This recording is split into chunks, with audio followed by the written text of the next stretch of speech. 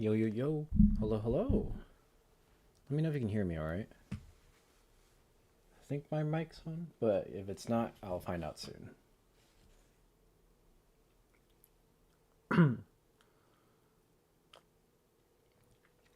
Let me know if I'm like too loud or too quiet as well. That'd be lit. What's up?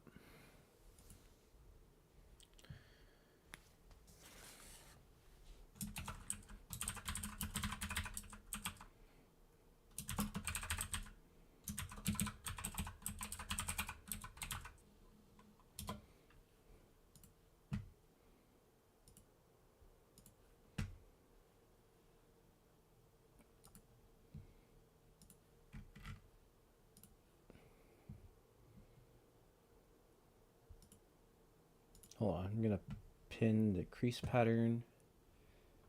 Then it's at the very bottom, but yeah. Check it out. We're gonna be shaping today. Pretty exciting.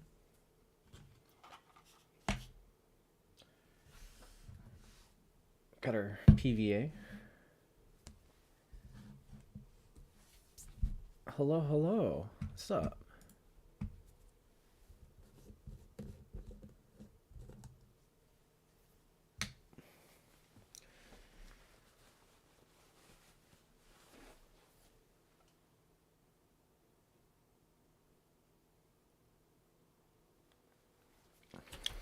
All right.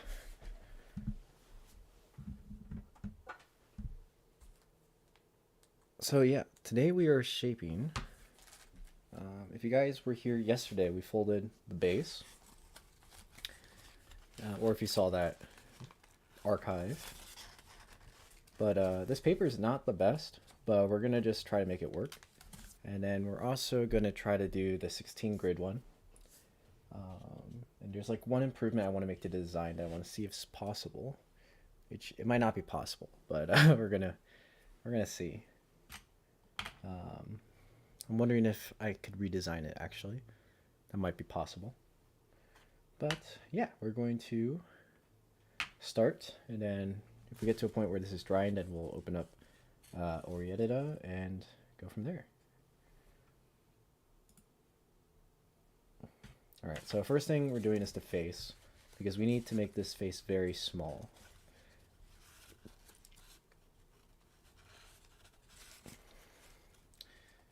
Unfortunately, you're not the first one to say hi, but hello. Thanks for saying hi, man. Easy origami with AG.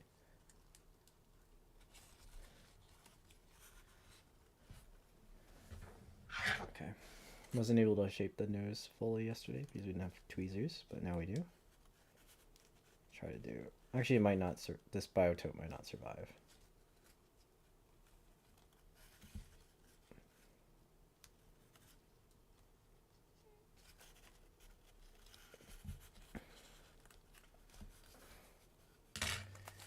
Trying to see.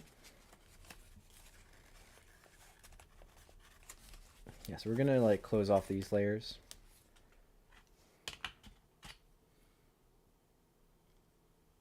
They're pre-creasing the Western Dragon right now. Perfect, dude. That sounds fun. There's like, was it 60 or 70 steps of pre-creasing? I just remember the, maybe it's not as that much. Maybe it's like 50, but you have to like repeat. I just remember when I did it, it was kind of brutal.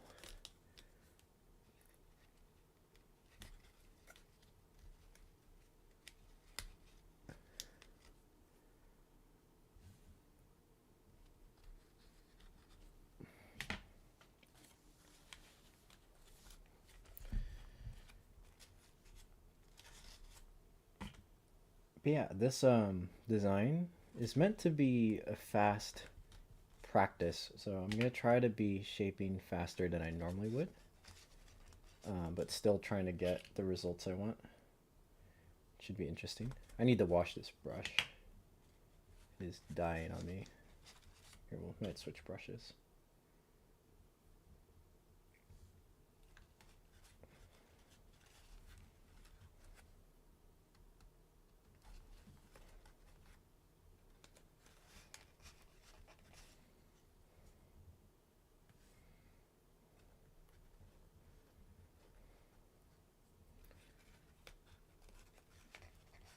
been a fan for 5 years already. Time flies fast. Way, thanks, man. Yo, time does fly fast. You're here with the original videos. That's good stuff, man. Thank you for the support.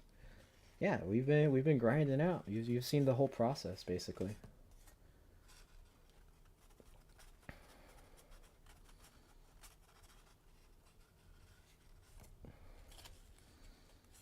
Been a fan for 3 years. That's also a long time. It's crazy. I think the samurai design is now 3 years old. Is that about right? That's wild. Might be even older now. Was that 2018? Almost 4 years? That's crazy.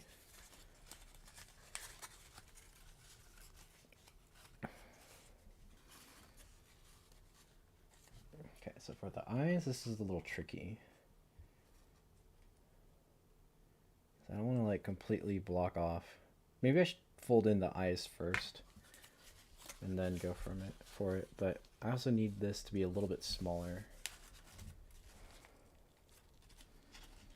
So we might have to like do our pose first and then the eyes and then like, and then the head and then the eyes.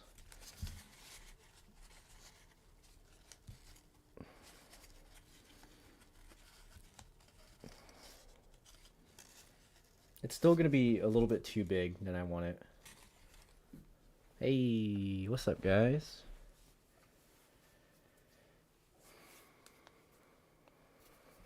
Do some wrist stretches to warm up.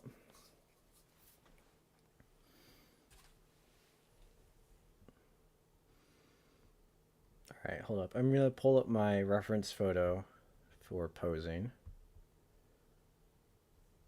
Just in case I need the pose first, and then go from there.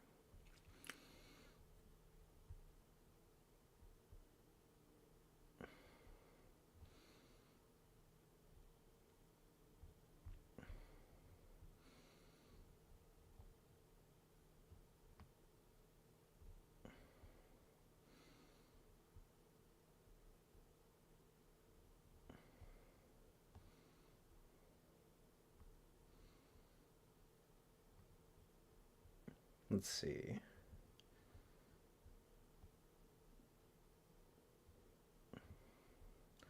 What pose should I use today? So if you guys are familiar with David Suh, which you might not, but I'm using a lot of his posing techniques that he does with photography. I'm trying to translate it to origami. So right now I'm going to try to find a standing one.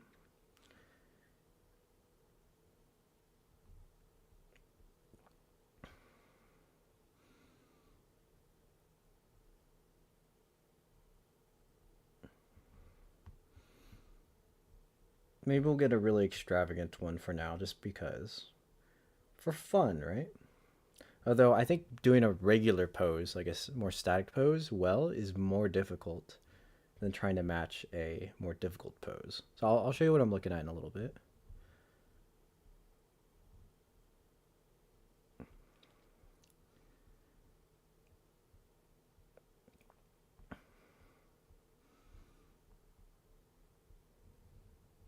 All right, so here's one example that's more normal. I feel like this one would actually be a little bit more difficult to execute well, just because there's so much small nuances. But the one I might try is something like this, because it's kind of weird, and so it might be a fun challenge. Even though we don't have the matching like flowing clothes to kind of go with it, just trying to hit this pose might be kind of interesting. So I'm going to have that as my reference photo.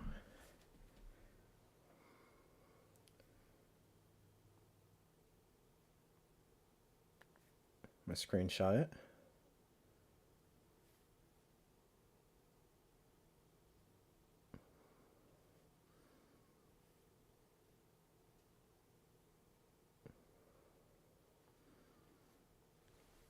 And so basically, when we think about the neck, hello, Any tips for shaping? Well, I think this whole stream will be tips for shaping as I try to shape. So hopefully this helps a little bit. But basically, the torso, let me try to show it this way. The torso angles can be here, like slanted. And then the head's going to come back this way. And I really need to make this head smaller. And then the arms are kind of already out like that.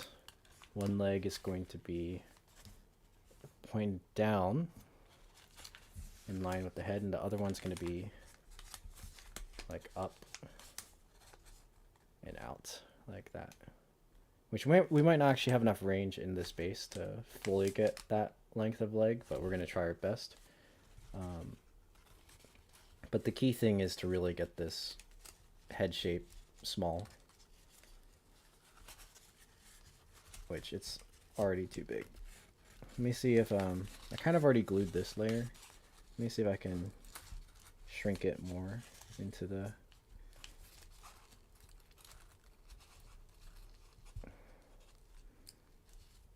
with just like a very tiny pleat. Hey, what's up, guys? Thanks for joining the stream. Doing some shaping today. Okay, yeah, so we're going to, basically I made a mini pleat. But yeah, I guess I said this yesterday, but my greatest tip for shaping humans is to make the head small, especially if you do a face. But most of the time, the head will be way too large. Even if it doesn't look like it at first, it's going to be way too large. Like even yesterday, I thought I maybe shrunk it enough, but it was not. Which is why we're shrinking it more today. But now we need some assistance of glue to actually get this done.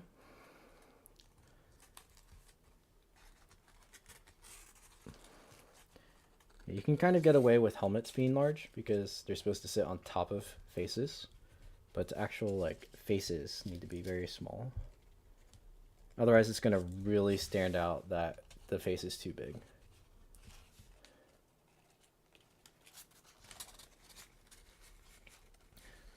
The nose here is also like way too thick, so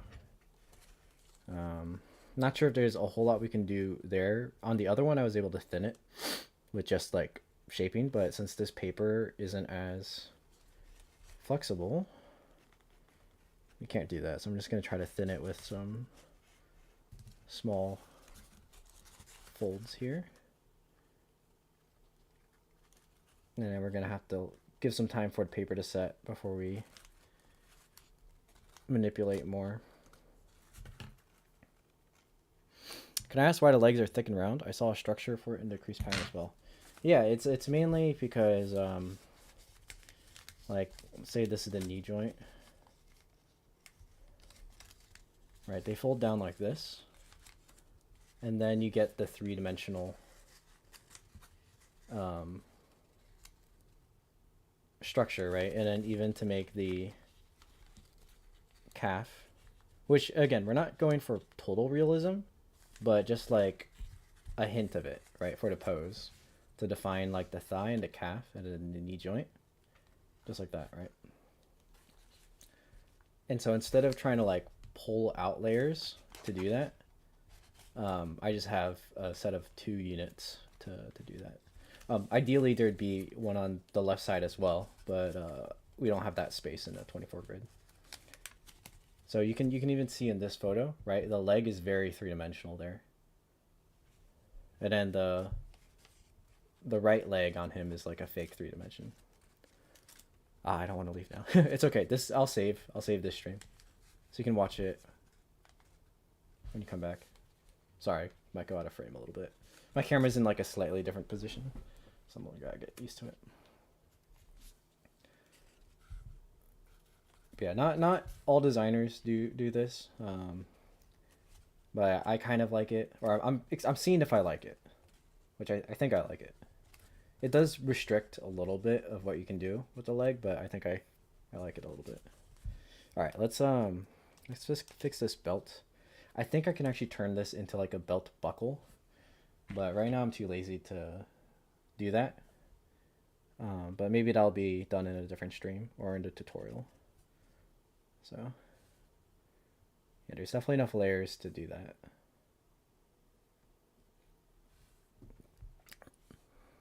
I see. Do you recommend doing this for all box split humans or just sitting humans? I mean, this works for standing humans too. If you look at here, let me pull my other design up, the dragonplate armor. Well, actually the dragonplate armor is a little different, but because I'm still working to really get them three-dimensional. If you look at Yuho's designs, he does a really good job at making them three-dimensional. And I just realized this is slanted, but that's fine. 1 second.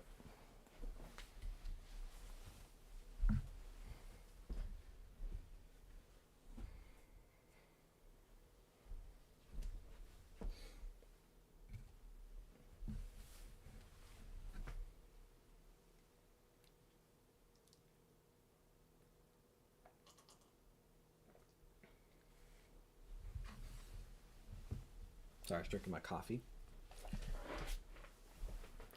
My battery's almost dead. Uh-oh.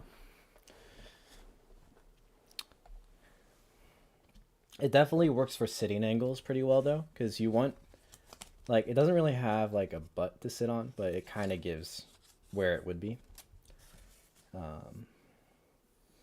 There's some really well designed humans that actually have enough body to sit better.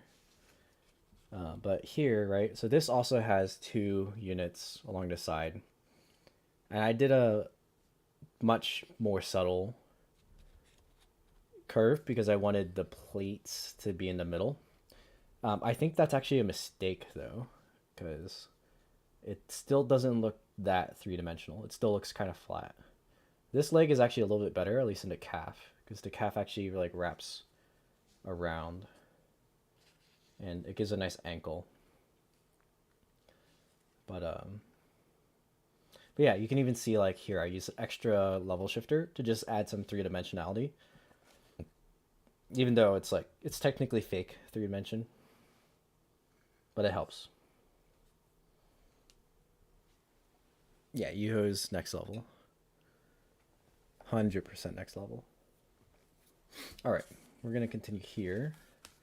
Hopefully, let's see if this is secure enough yet.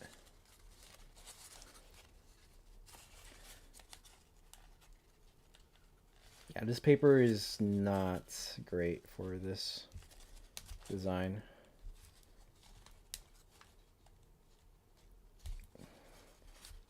At least for face shaping, like organic shaping like this. I want a stretchier paper. But okay. We're just gonna have to like make do, honestly. Because I don't want to spend too much time. But let's try to get this head tilt. And then we'll glue in the layers to secure, and then we can do the eyes after that. So let's try to get the hair out of the way. So we want it to be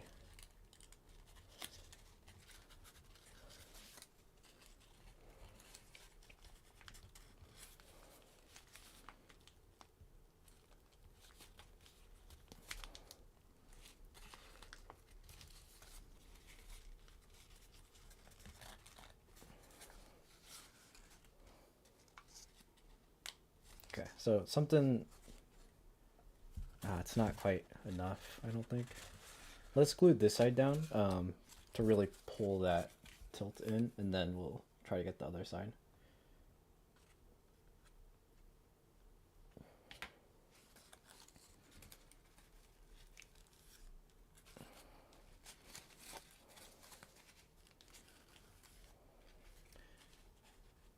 And then maybe even under this flap, we'll add some glue just to really reinforce it. You know, at this point, what we're doing actually is a lot of sculpting, in addition to shaping.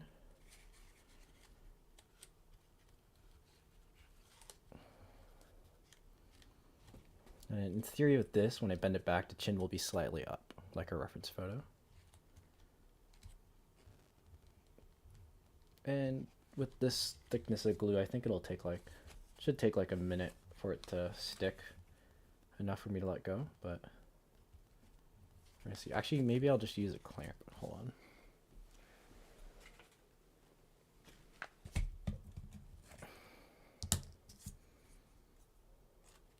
Can I clamp this without it tearing?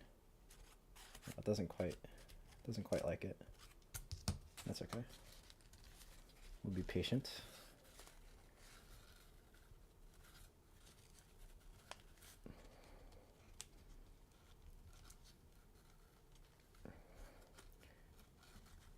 And while we're at it, we'll reset the nose a little bit.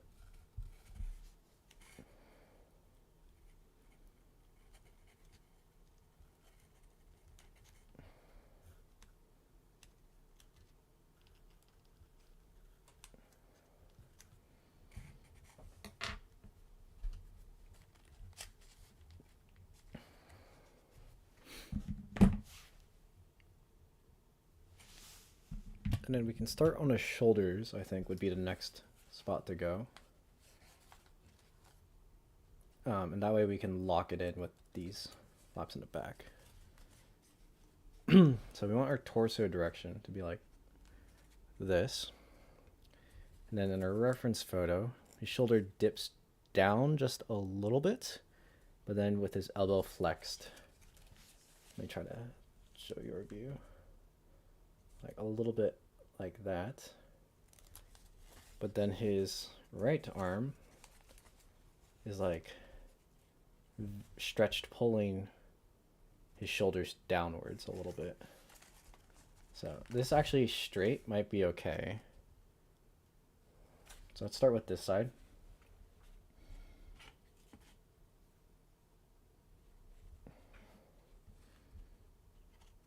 And ideally we should probably glue these layers together, but I'm just going to do the main ones just to lock the shoulder joint in place. We shouldn't really have to, but we'll just do a couple to get more of it to stick together.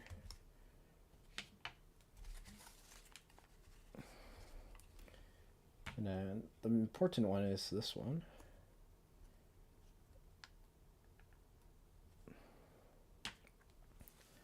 Just like that. And see, the rest of the sleeve will wrap on top.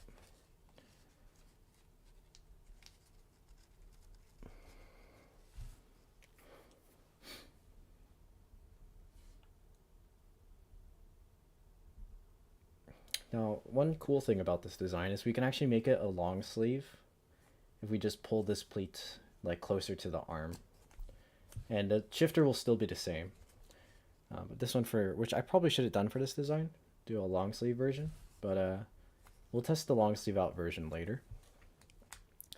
And then I also want to test out a dress sometime, but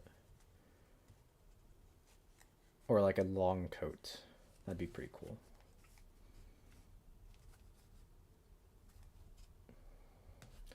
Or let that dry a little bit first before we lock it down. And I wonder here, we might be able to get our clamp here.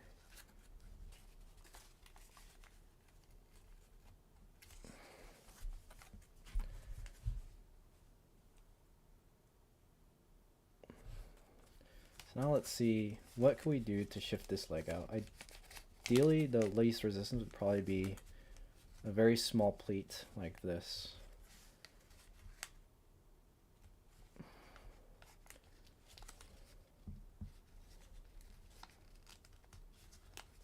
Like a crimp. That way we don't lose that much length.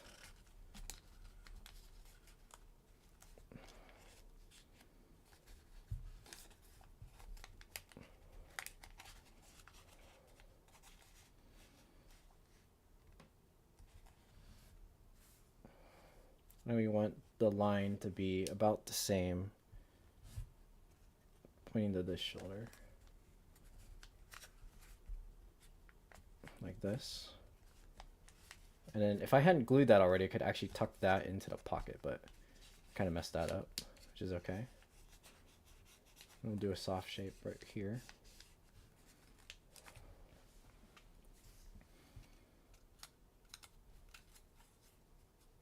I think the legs are actually a little bit too short, honestly, but that's okay. It'll give us the added challenge of conserving space while shaping. Hey, what's up, Mark? Greetings. This is part 2, I guess, of the human model. Human. And then this we should be able to clear.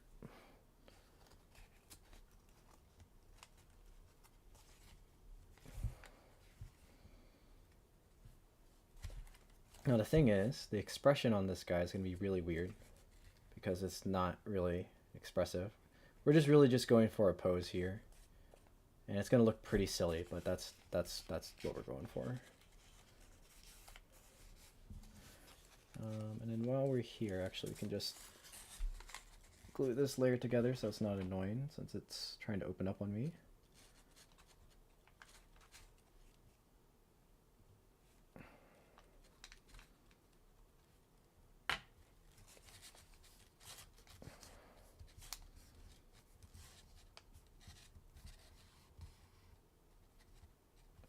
There's a saying in action figures, once it's posed, it would look fine.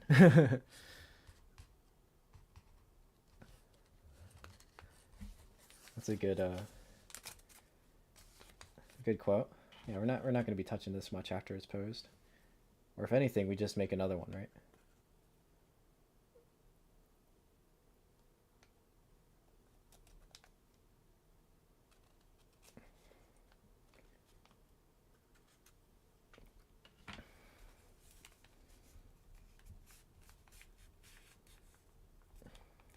Yeah, Biotope. After using it, this is going to be my third thing I folded with it. For like the first model I folded with it, I really enjoyed it, but this model I'm not enjoying it. I think the texture looks pretty cool though, and it is enjoyable to fold, but it's not as enjoyable to shape.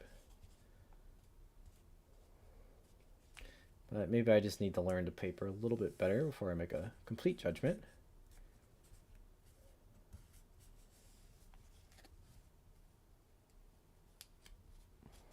Like maybe it's good for Shukikado models. I think it's nearly the proper thickness and strength. And since there's not too much shaping in those, since it's tilted grid, you don't have to worry about the rigidity of the paper as much.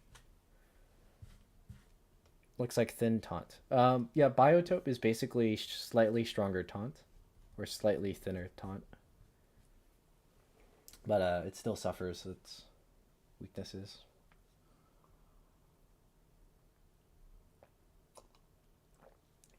Like, there's no way I would actually be able to box plate taunt. So, like, at least this one is box plateable a little bit. Probably, like, you know, 1 grid unit per centimeter or a little bit more would be fine.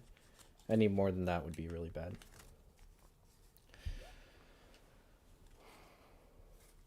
But the way it wrinkles up when the paper is slightly disturbed is, I don't like that. Though the other one I used, which is this one, that's some really nice paper. That masa paper, oh man. So maybe I'm just spoiled by that masa paper. And then, okay, let's do the second arm now. All right, so here's our pose we're going for again.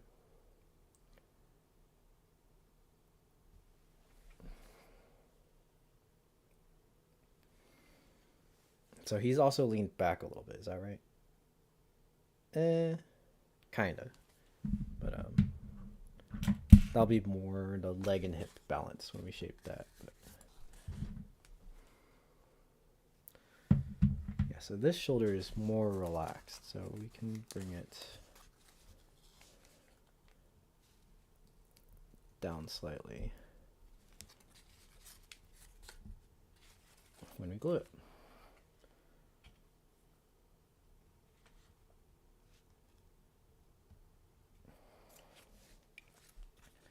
And just to make this one glue a little bit stronger, I'm going to add some between the layers. It's a couple of the bigger layers.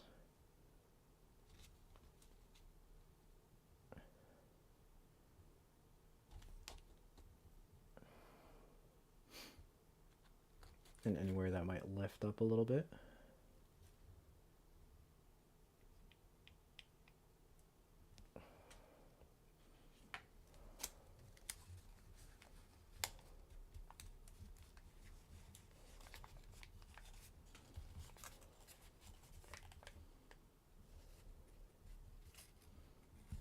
That angle looks fine.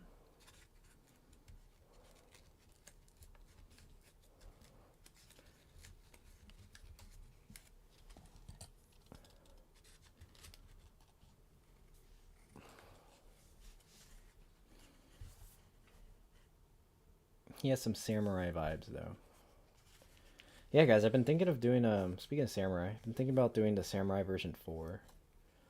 Just kind of as like, now that I understand more about design, just like cleaning up the design basically, or adding a couple features like better hands, or longer sword with the transition units, or something like that. I'm not sure. I'll have to think about it. We're using the pleats throughout the whole body a little bit more effectively, and actually doing the chest pleats to make them flat. I think the helmet is fine as it is, which isn't flat folding, but that's okay.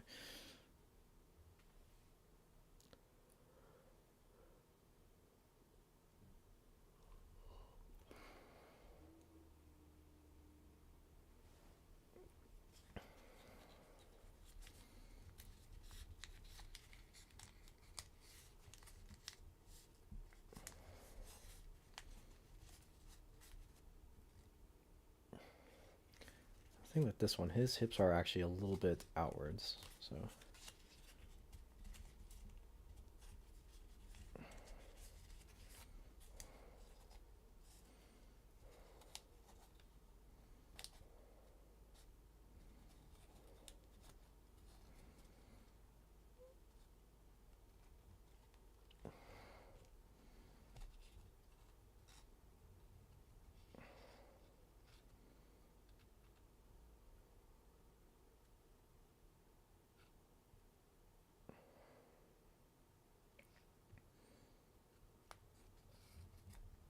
man, this head still needs to shrink so much.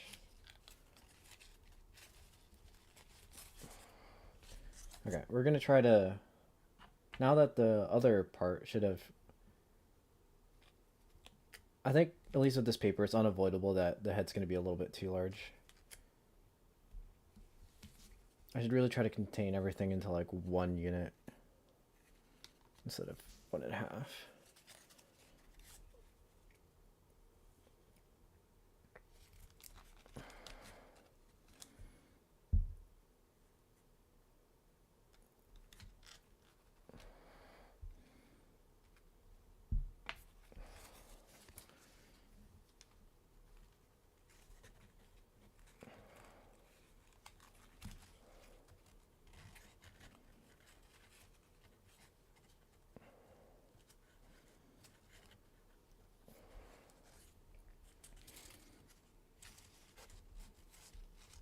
The hard part is there's not too much in this head structure to actually hold this like it is. And since it's a little bit more rigid of a paper, it's really fighting to hold that crease.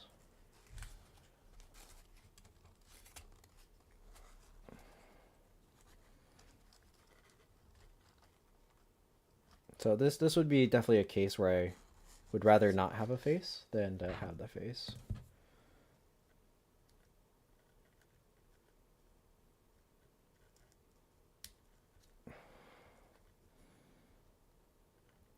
I should probably glue these flaps into the nose as well.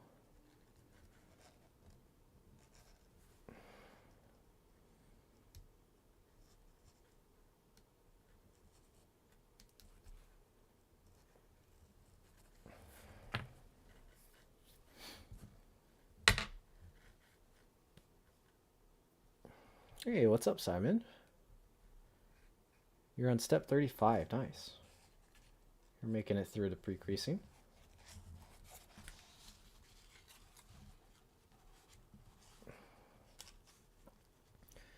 Leave after a minute. Gotcha. No worries. Thanks for tuning in.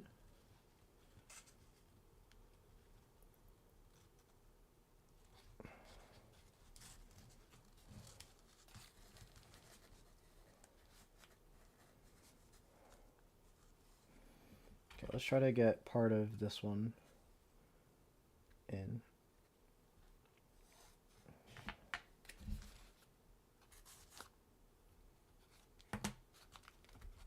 Not part of the arm came out a little bit, but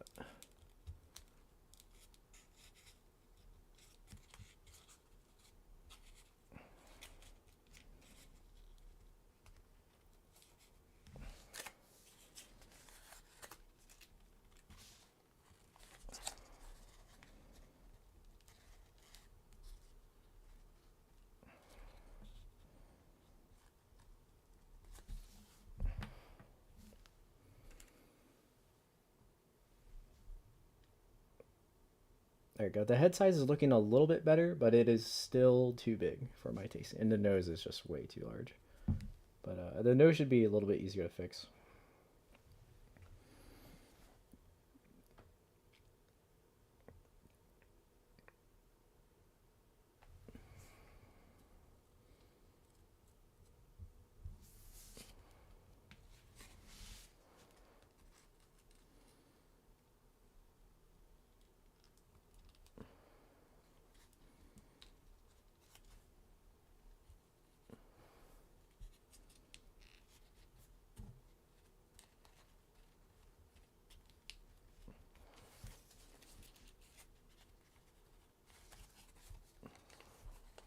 All right, that's doing pretty good. And then let's actually see. So actually with the arms, Pinocchio, we can actually glue the arms all together because we're gonna thin these out. And we're not really worried too much about 3D shaping these arms, but there is enough space that we could. We're just not going to.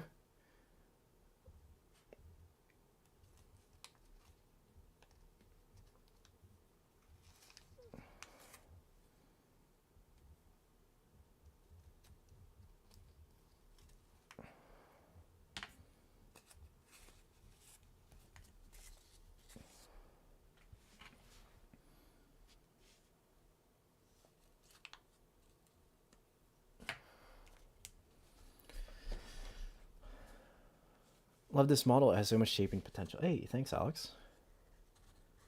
Yeah, it really does. And that's why I designed it. It's like I really want something where I can just, like, it doesn't take too long to collapse the base. I don't have to fold that large of a grid. But I can still work a lot of details and practice a lot of shaping with it.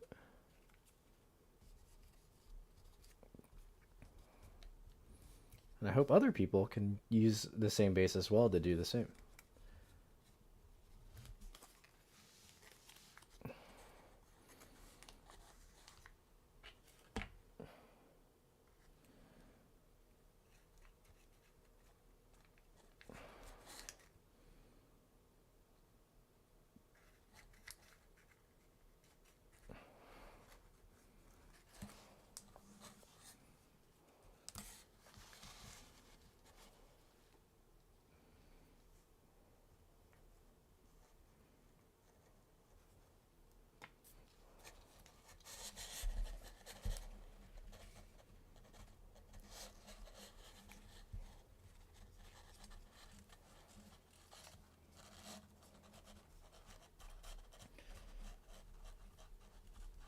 I should probably shape out the hand a little bit first, but it's okay.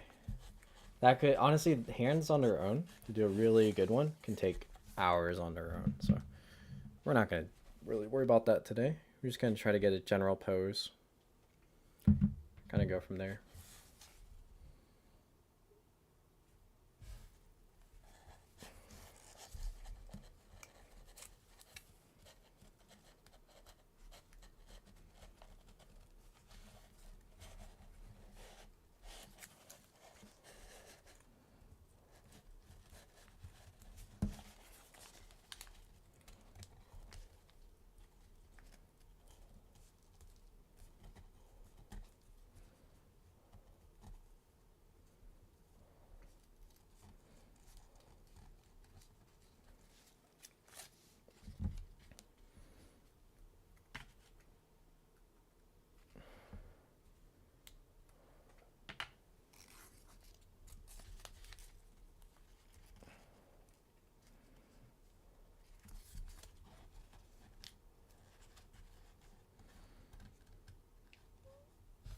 Okay, I think this one's good to go.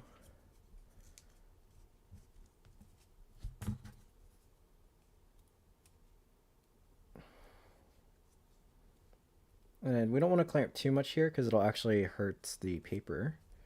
But we can, that's okay on the wrist. So we'll do the wrist. We'll use the natural gravity to kind of drag it down a little bit. It's kind of supposed to be like this.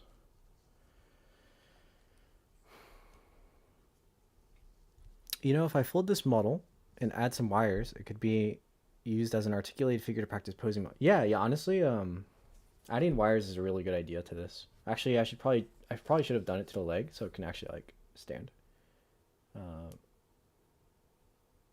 yeah, then you don't have to buy one of those, the wooden ones with the wires. You can just use the paper one.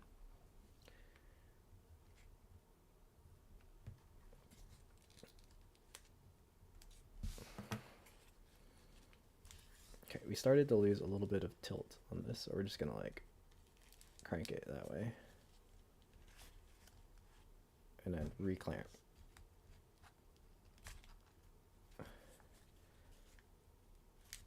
And then add glue.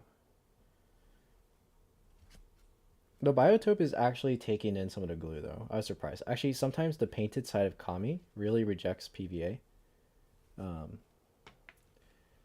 And it doesn't stick as fast, I guess. But this is working decently. The jaw shape's kind of weird here from the torsion, but we'll try to fix it a little bit. Yeah, this face shape's going to be really weird, but that's okay. Carrying battery died. My hand's dead. My tablet battery's dead. Your brain's stressed. I'm just going to watch a stream. Okay, that sounds good. Hopefully my stream is relaxing for you. I'm not doing any cursed techniques today, so hopefully it's relaxing.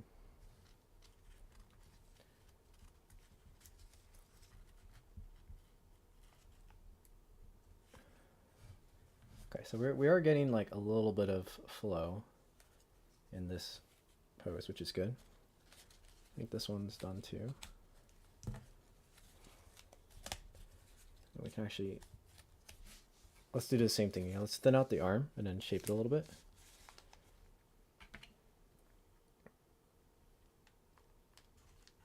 And then we can go from there. And we're almost to the end besides the head. At least with the general structure. And then I think I want to try the 16 grid one. Because there's something I need to see. Or if there's room, if I can just modify it a little bit. Which I don't think I can. I don't think there's room for the change I want, but we're going to try. We're going to try without changing the normal structure too much, basically.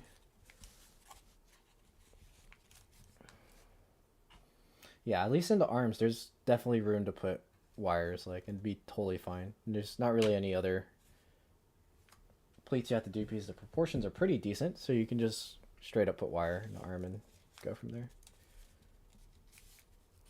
There's like a pathway through all the layers on the others. I could still do it because I have access to the other side. But I'm just gonna not for this one. I'm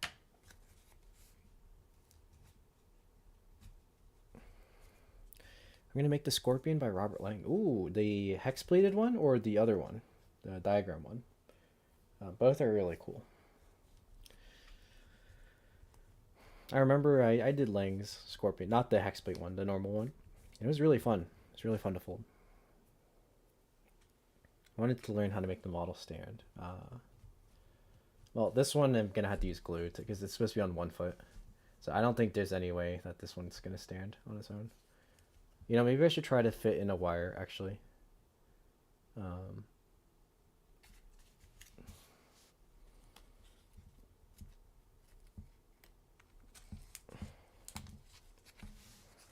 We'll put it in the back.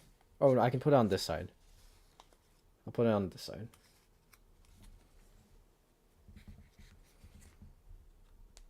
This is not enough paper though to have it stand, but hex. Ooh, nice.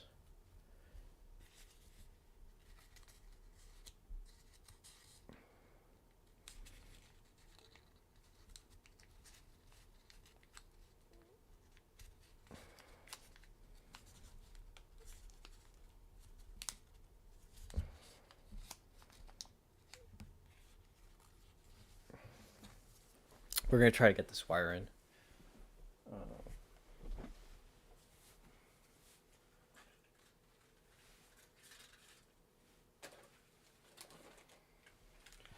think we're actually going to use a really thick wire, just as we don't care about it showing. Since it's practice. My wire is going to be like 2 times the size of the legs. Oh, you want the scorpion to stand, is what you're saying. If you glue the legs enough, it should stand on its own.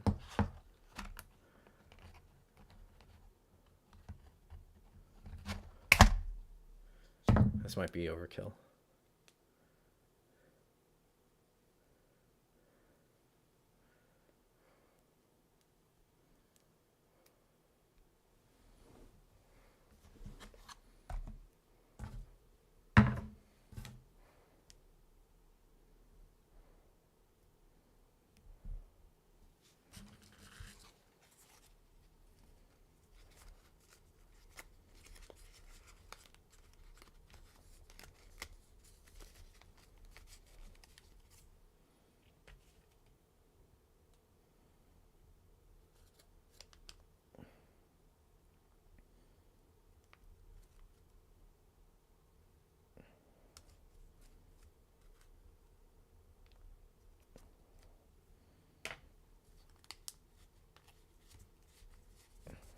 Okay, and we're only going to try to glue the edges so that we don't get too much of the wire popping through, and so that, but we need it to like actually lock in there and not come out.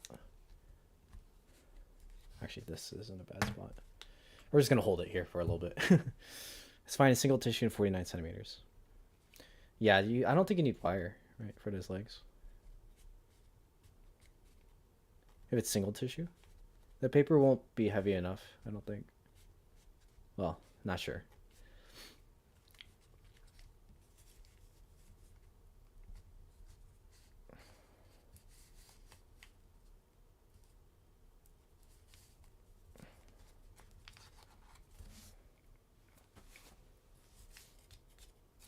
No, I have trying PVA on my fingers. It's not good.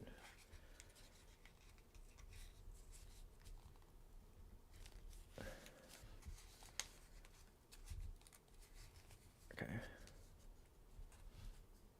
And then I think I need just a bit on the bottom as well to like actually hold up the leg. Oh, this one's locked in though already. Well, we're gonna add like a little bit, and that'll help a little bit, but I don't think it'll actually stand how I want it to. We're gonna try. We're gonna try. A paper size? This is 40 centimeters, but this one is like, it's either 25 or 30. It's pretty small. Arjun, you're doing the shark by Vu Win. Very nice. Bodo Shark is sick. Yes, Bodo Shark. Guys, if you haven't seen Bodo Shark yet, go look at Bodo Shark. You'll be very happy you looked at it.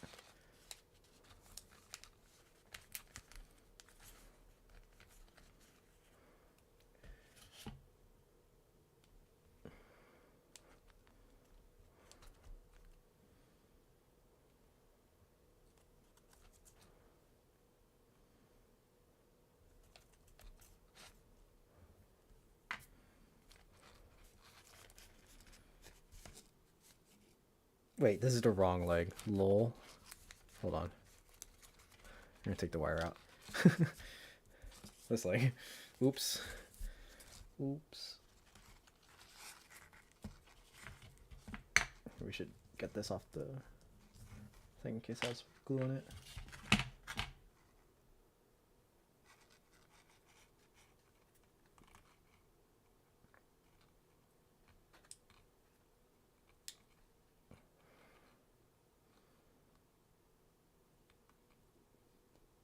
It's probably too much glue.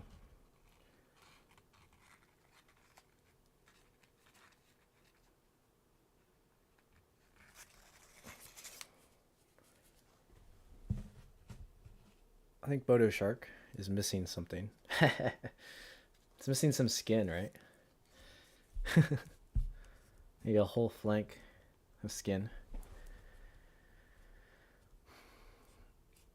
The scorpion for Lang. I probably used like something like 40 centimeters. It turned out pretty small, I think. I think it's like that long. Not gonna lie, this stream makes me want to fold this model. 24 grid is such. Yeah, hey, thank you. Yeah, I mean it's pretty fun, honestly. Um, like it doesn't take too much effort, I guess, compared to my other designs. Are like because a 24 grid is you can do that really quickly, like so much faster than a 48 grid. That's like the main incentive probably to fold this. Okay, yeah, the wire is definitely showing through the paper, but that's okay.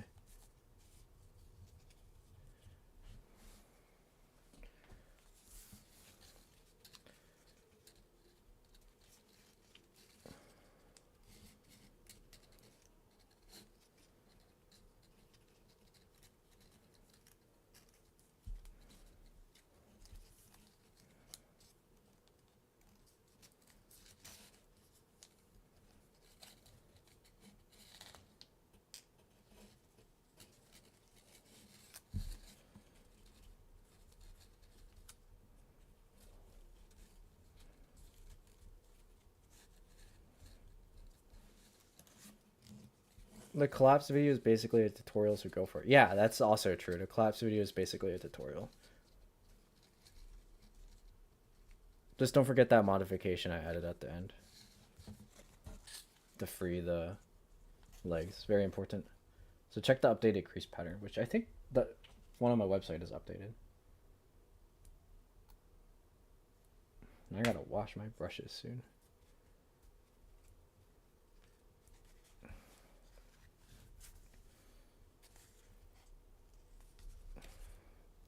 Okay, yeah, this isn't gonna it's not gonna hold its weight, but that's okay.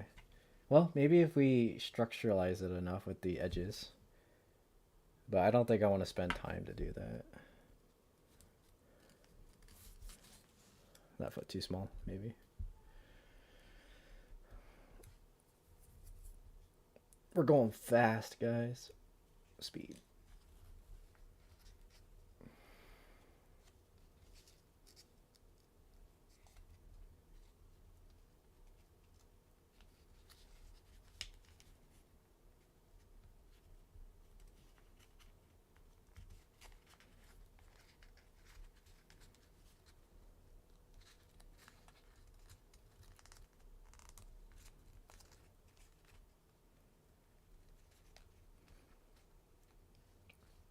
But your other higher grid models are 100% worth. Oh, thank you.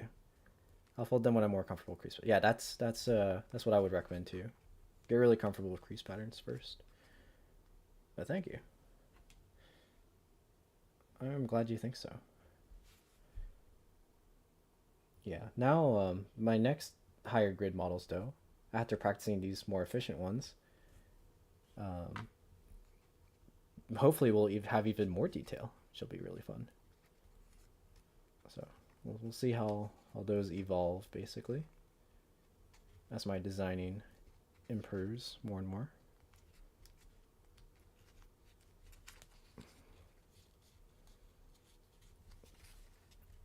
Okay.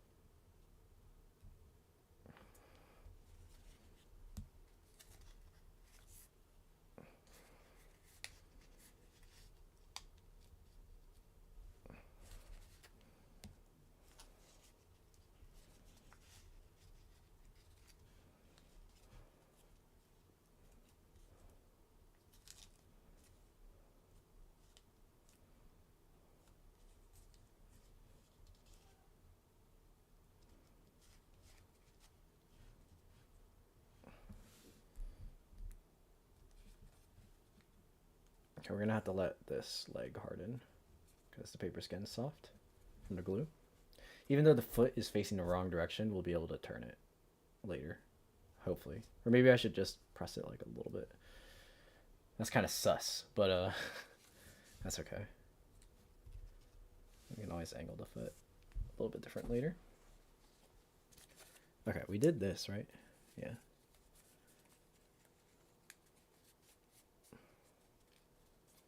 Isn't 24 by 24 just 3 by 3 with super partials?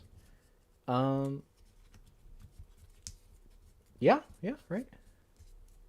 Except the whole thing is partials. I mean, if you wanted to be really specific with this, you could say this is 12ths, right? 12 grid with 12 grid with partial 24ths and with partial 48ths and with partial 96ths. So we cover pretty much everything, right? Hello everyone. Greetings.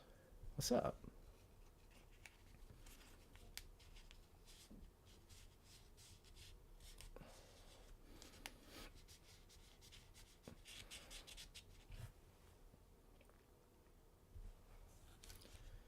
Okay, so we want both of these to be kind of flowy. Although this one is going to be like out. Oh, maybe we should have a wire in this one too. That might help. We'll use a thin wire for that one.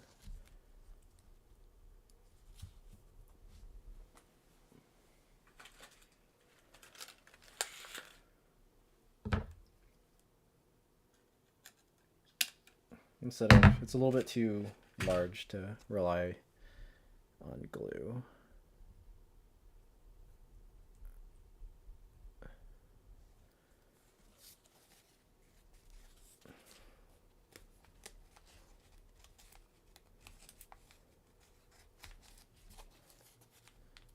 Right.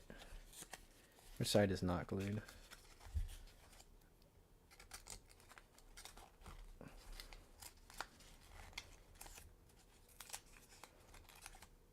Maybe we should have this poking down so it doesn't pierce the paper.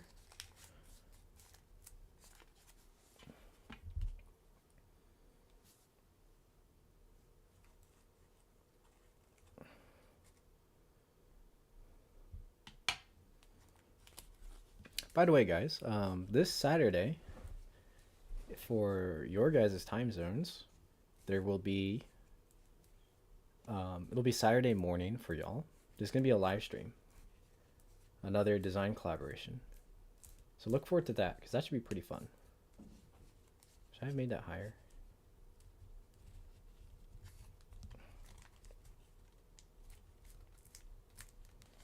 Nah, it's good enough.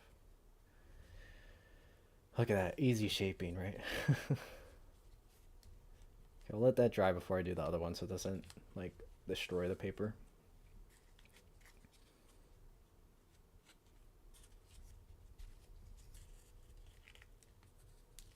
My face kind of came out a little bit.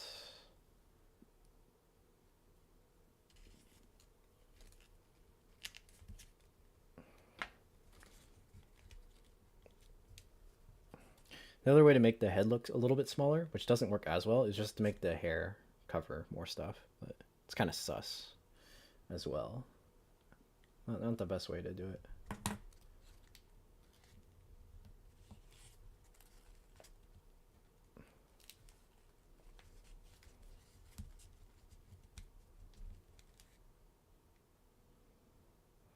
Just see his leg.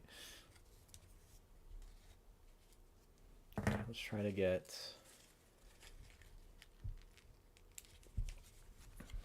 the other arm. This model is very beautiful and pretty too. Thank you. Okay,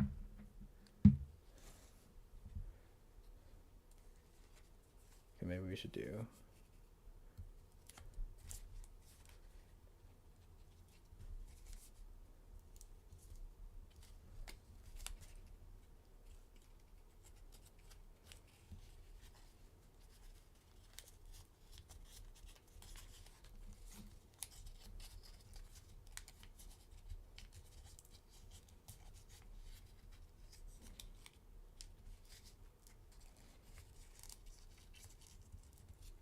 my camera just turn off?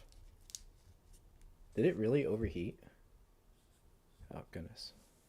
Hold on. Naruto running pose.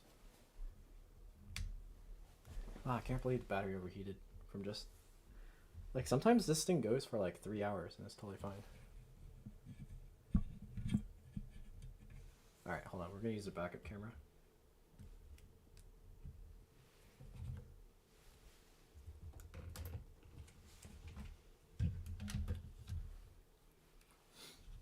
Give me 1 second, y'all.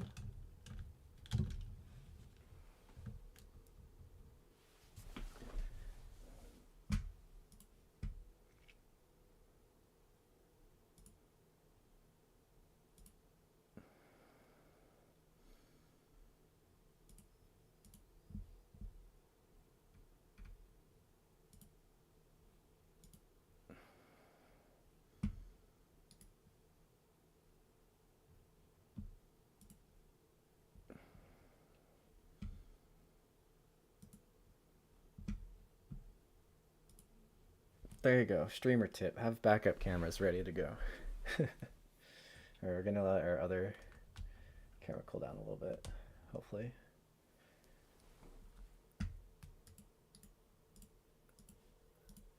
All right, we're back. A little bit lower quality, but it's not bad, right?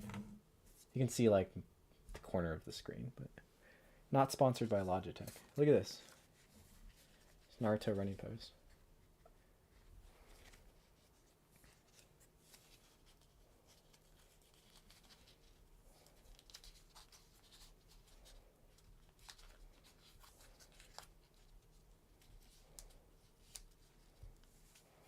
Yeah, so here with like this side, right here, we can normally even if there wasn't wire here, we would use this to get the shape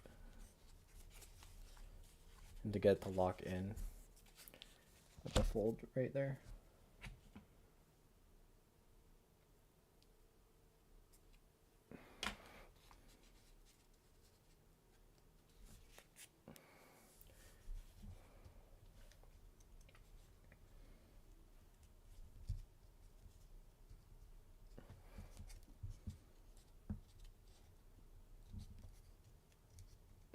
Technical difficulties, yeah.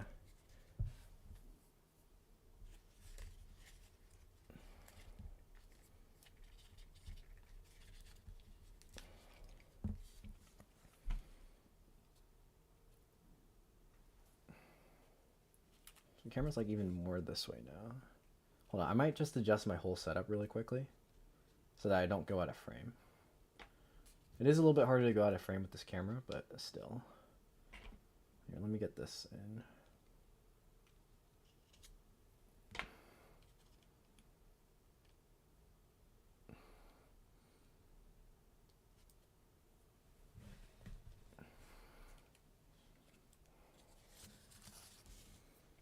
I'm just gotta make sure I don't knock anything over.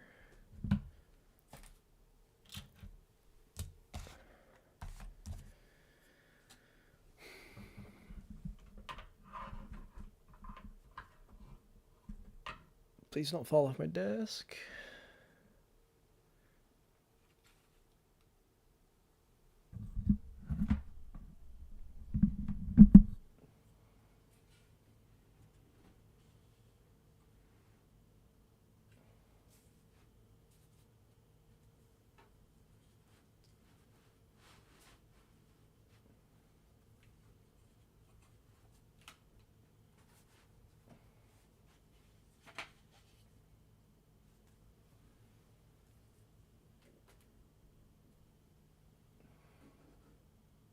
Okay.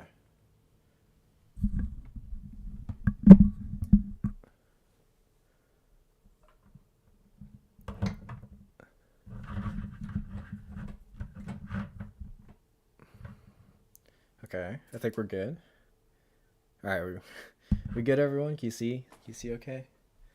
Are we all good? Let me know. I think we're good, right? Is the stream down? That looks good. All right, sick. Now we can continue folding. Let's go.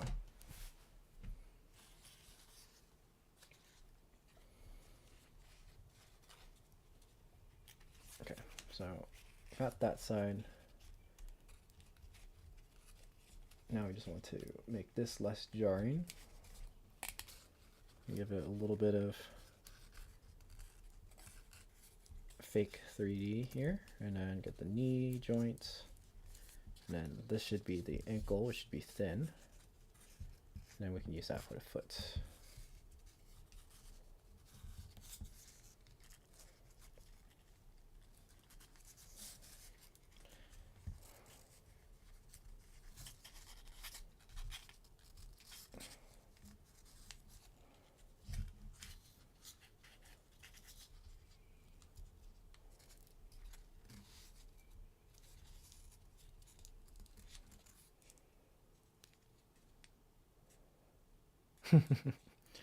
There you go. Yeah, if you want to know what wires I use, that's the wires. Maybe I should put that as an affiliate link in the bottom, and then we can actually have this stream sponsored by wires. Nah, I really use those wires though. They're a little bit too thick.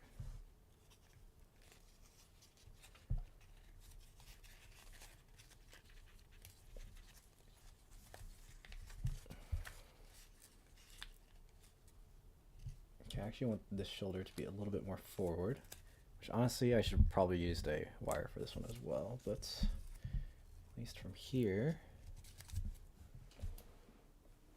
the arm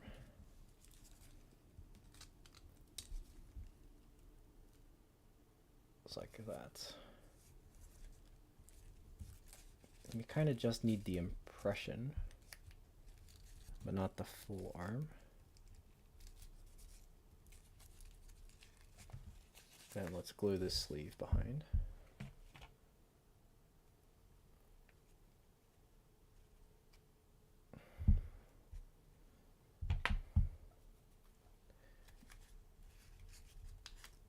Sick. And hold that for a couple seconds. And the nice thing is, even though this model isn't closed back, this shirt is like at the right angle, so that like the length of it is just at the bottom. Ideally. More ideally, we closed it back, but technically we could if we sacrificed the side here, but I don't really want to do that because it makes a nice little lock for us to just not worry about any of the other layers.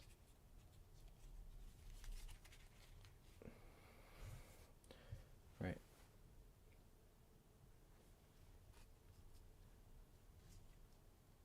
So kind of see where we're at. I want this to be like, I feel like I'm gonna absolutely destroy this paper. Like it's just going to break, but we want it like a little bit wider, but I think the range this way is not as strong because of everything's tied up like right there. But what we can do is we can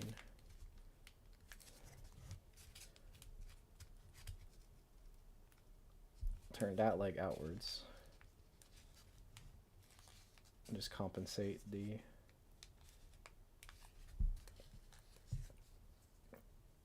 leg like that.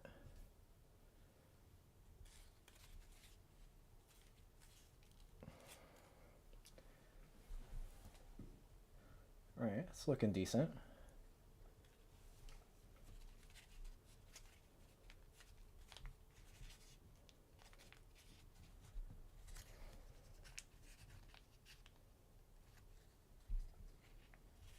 They're still kind of flowy.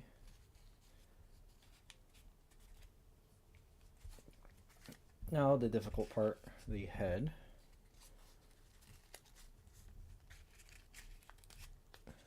So I don't know if we should do the hair first or try to like, basically I want this to come down, which honestly, let's use a wire. Or let's try to use a wire. This might not work. I just lost the wire. Where'd it go? Did it fall?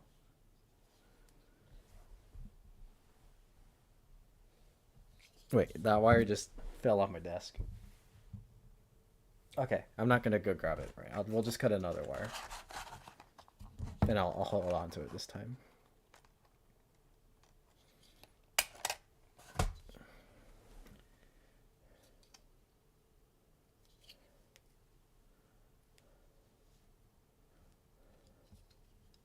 You know, making art with wire is actually really fun too, if you've never done that.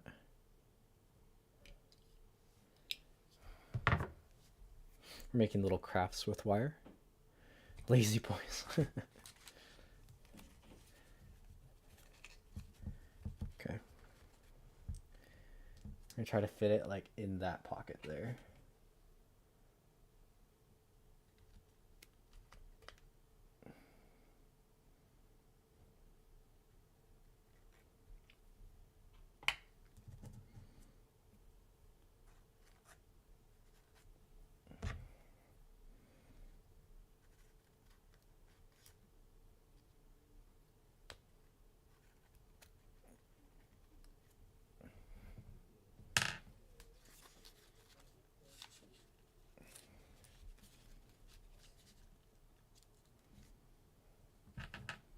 Okay, and then I'm gonna want to clean off my tweezers before the glue gets on it too much.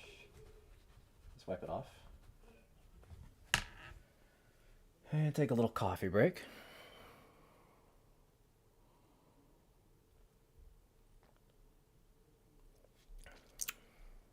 Oh, I missed a question. What do I hate more? The 2x2 grid or 3x3 grid? 2x2 or 3x3. They're about. There's not really any difference to me, actually. I think I fold more 2x2 grid things though, for like test folding. Like normally for a test fold, I'll go 16 grid, not a 12 grid, because for a lot of things the 12 isn't enough for me to test with. But like my samurais and stuff, I go 48 instead of 64. So have to leave now. See you guys. Hey, thanks for vibing, Mark. Thanks for joining the stream for a bit. It's a lot of fun. Okay, should we put a wire in the other side too? Let's do the thin wire in the other side, and I think that'll balance it out. So if I put wires in both, I think it'll be actually too hard to bend.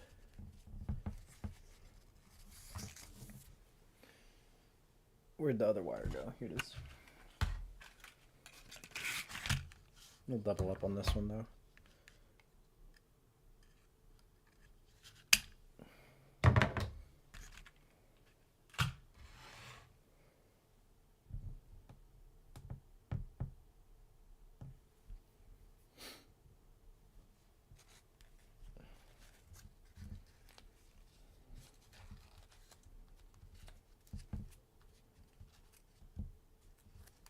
This time we'll put the wire in first, because I think this will actually be easier for us. And we'll close it up.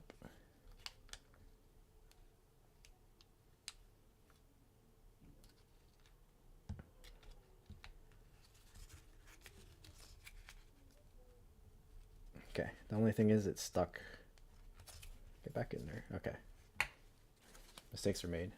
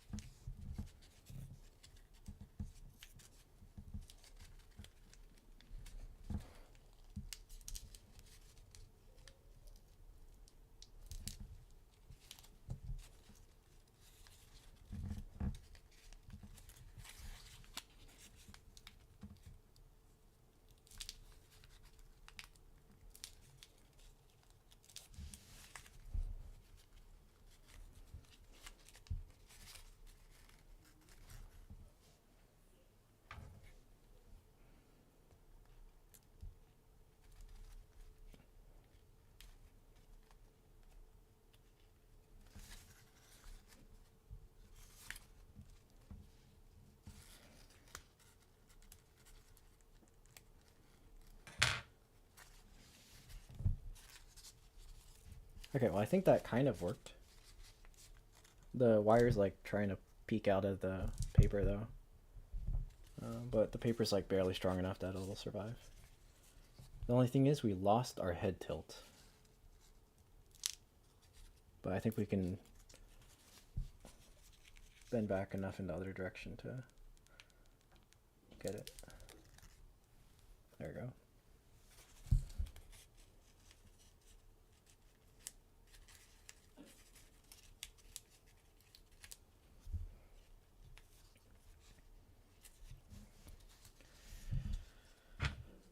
Now it's time for eyes. We're just gonna do the reference of eyes if we can.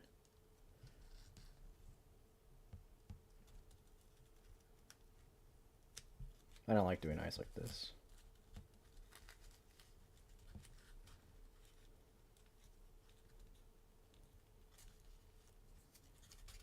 You know, maybe I should glue this flap down and just... Basically what I'm doing is I'm doing the eyebrow line instead of the eyes. And I found that to be a little bit easier to represent eyes than trying to make like a flap. Now a lot of the mask folders, they do like textured eyes, and that's probably the best way to go. But with this paper, there's no way yet. Hey, what's up, man? Shang, Nara, how you doing, my dude? Good to see you in chat. Back-to-back streams, guys, right? And then there'll be one tomorrow too. In later in the day.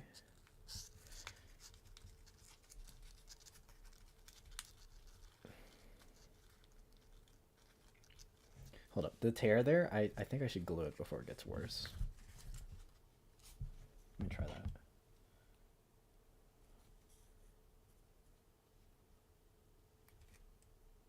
Yeah, so stream tomorrow. And then premiere the next day. And then for people in US time zones and EU, there's going to be the Origami USA event. And it's technically US time zone for the other live stream too. It'll just be really early in the morning.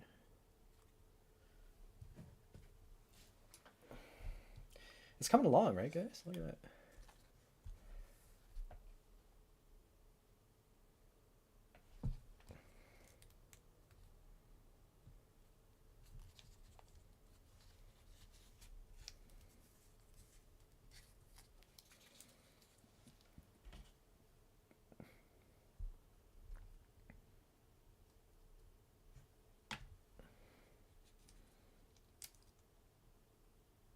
Let's see, it's only been an hour so far and we were able to almost shape this entire model. So yeah, this is definitely good practice. Because yeah, it took like a 3-hour model to like roughly shape. Not bad at all. That's a pretty good amount of time to practice. It's like not too long, it's not too short. Although the 16 grid one is good for short practice. Okay, while it dries, I'm gonna fold another box to try to stand them on. So let's and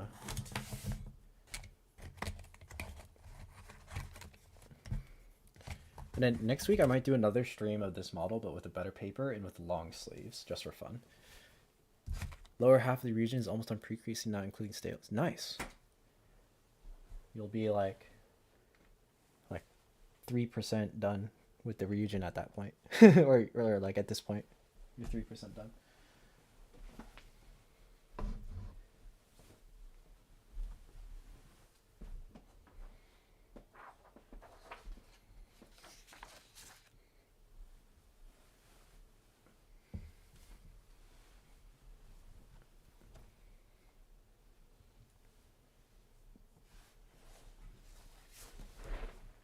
Oh, you know what we should do before we do this box? We should glue the nose so that the flaps stop coming out.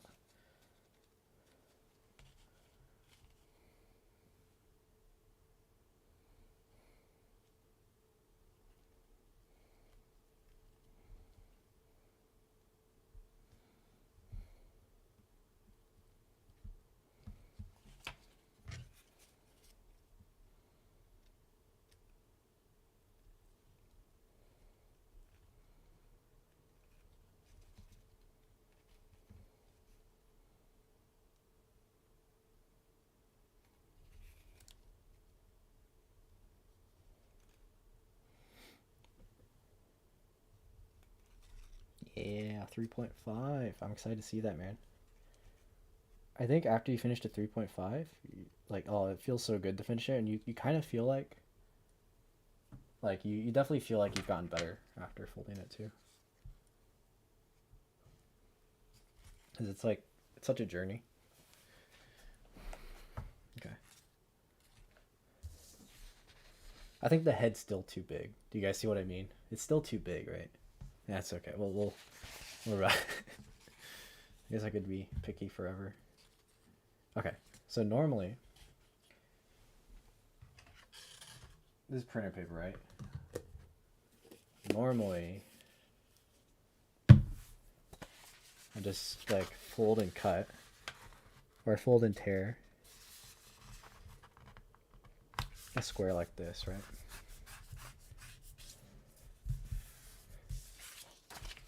Like that, right? However, I got a new tool. Let's try to see if this works. We're gonna be fancy, guys. Ready to be fancy? When I finished my 2.1, I went straight to bed. That's funny. I think I did too, actually. When I finished my 3.5, I went to bed and then I took photos of it the next day because I was too tired.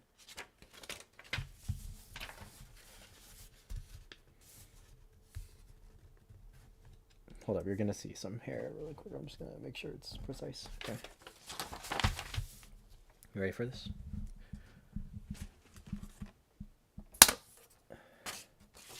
You got like a mini paper cutter of this style so that it's more precise. That way I don't have to use my X-Acto blades to cut.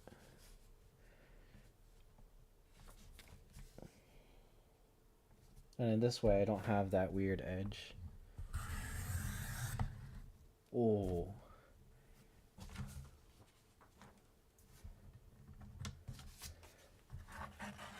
That was satisfying.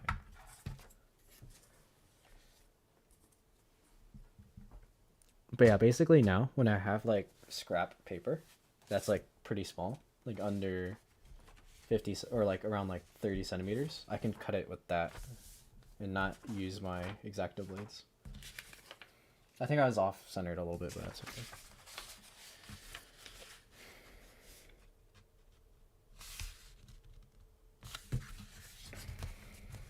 I wanted those too, but sadly they're all too small. Yeah, it's only for small papers, basically. Do you see my head? Yeah.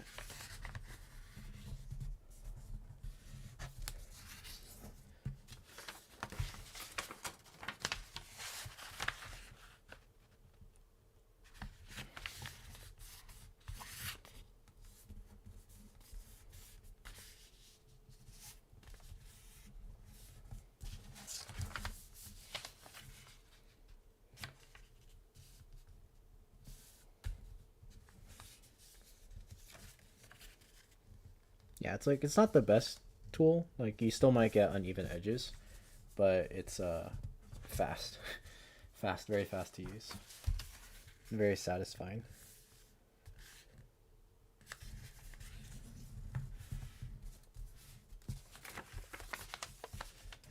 Let's see how close I can get to perfect in the center. I want to make like a Instagram short or Instagram reel or a TikTok of trying to fold a perfect box or a perfect to the center. I think that'd be kind of fun, but it's still a bit more challenging because I have to accurately cut the square out. I mean, I can get pretty close and maybe it'll look like it's near perfect, but I should probably just use like a real square. Like, that looks pretty good, right? But like, it's not super perfect. Like, it's really close. It's not exact. It's pretty close. Actually, this is pretty good. That's pretty close. Now, the thing you can do that's really cursed when cutting out papers that are like 75 centimeters, right? Let's pretend this is set of with those paper cutters, is you could fold the whole sheet in half, right? And then cut a square like that and it'd fit. But yeah, it's probably not the best way to do it.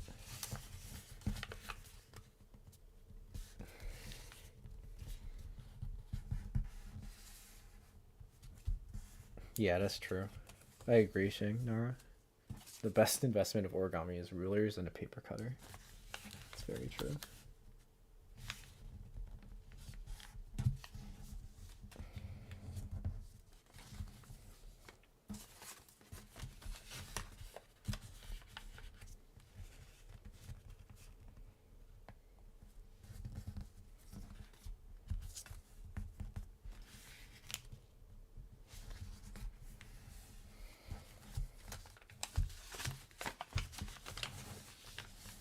I don't. Yeah, exactly. You'd have so many extra creases doing it that way.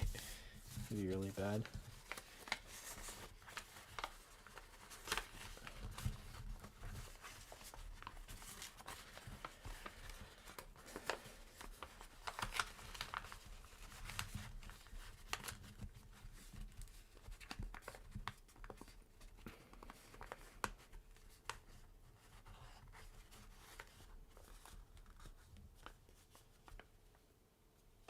All right, look at that. That's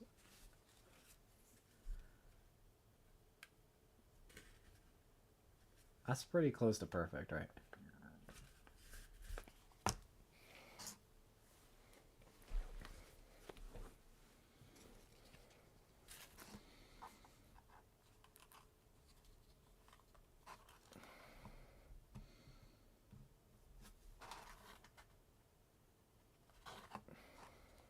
Yeah, this is too heavy to stand up, I think. I'm trying to think of what we can do here to... Maybe I'll hot glue it. So like I can run the glue up the leg. That's probably a bad idea. Maybe we'll glue it and see like which way it falls. Alright, but here we can do the hair, I think. Or do we need... We'll do the eyes a little bit more.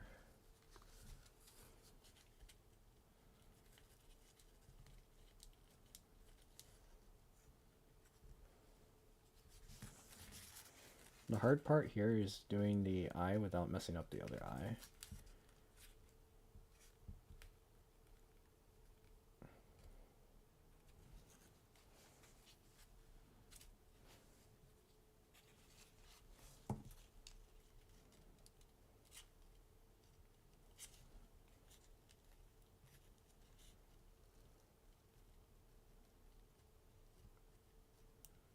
And we're also trying to do just the eye, like the eyebrow, not the actual eye.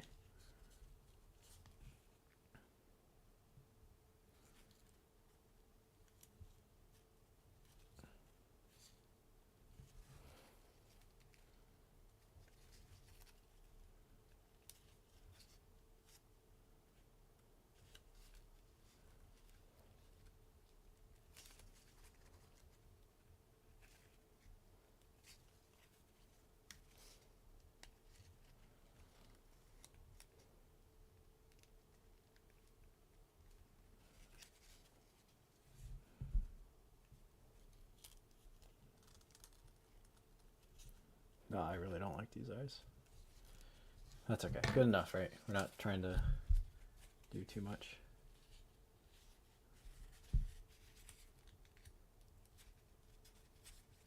Okay.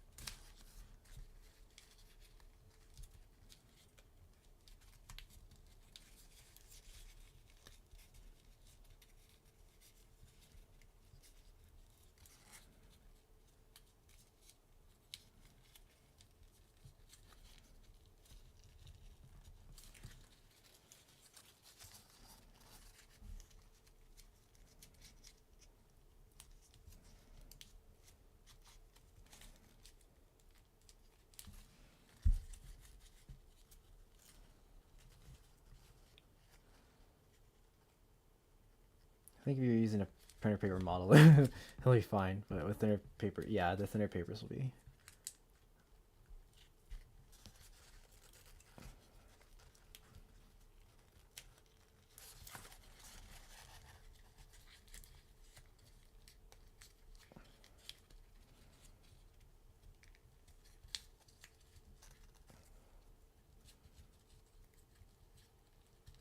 You know, I should probably look into hairstyling to like learn how to do better hair.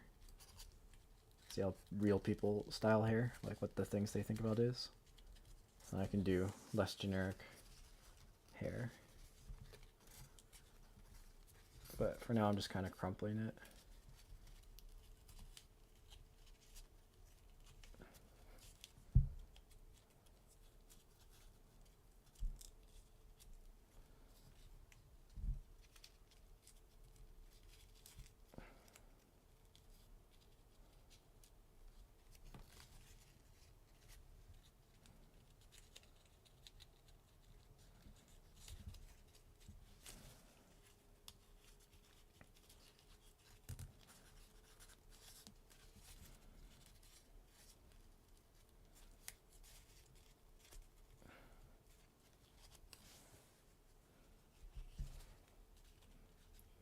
Mush. Strategic mush.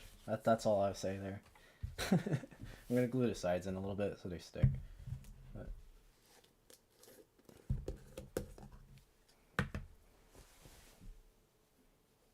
Alright, we'll have finished this in like an hour and a half. That's not bad.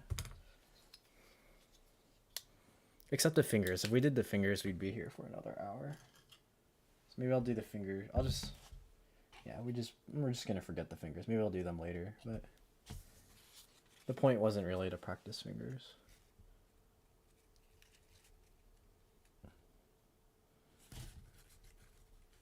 So the thing I tried to focus on for the hair here is just placement on the forehead and then the sideburn here, like just that little angle, and then generally that's enough to convey hair. Like, instead of really worrying about the hair, we worry about the hairline. Although this side is not as good. What percentage of your models are designed from drawing a crease pattern in one attempt without touching any paper? Is this a feasible method of design, or do you design parts of a model first? I think so I've been able to design from crease pattern for like 3 or 4 years now, right? And then at this point, I can design almost a full model from crease pattern, but normally when I fold it, I find mistakes and have to fix it. So maybe if you've been designing for like a little bit longer, maybe like 7 years from crease pattern, and that you probably can do a lot of designs just crease pattern in like perfect every time, or almost perfect every time. But just because when you fold, you definitely find things you don't really think about through shaping that you want to do.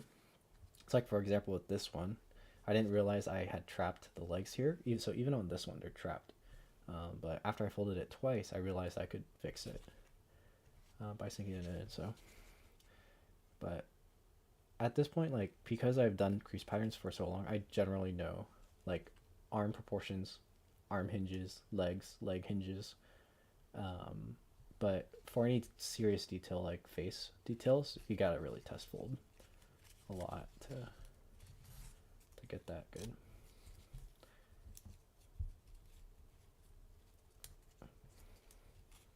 Okay, what is the reference photo? Let me see what he does with this hands. I don't think I know one is covered by his sleeve.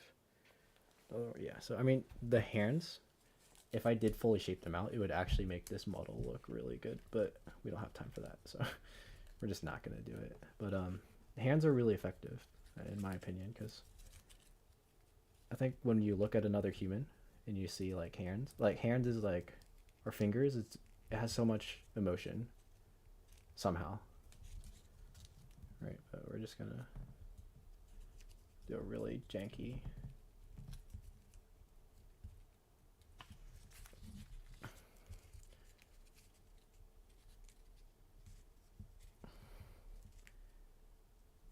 again, for practice, we don't need a full hand. We just need almost a hand.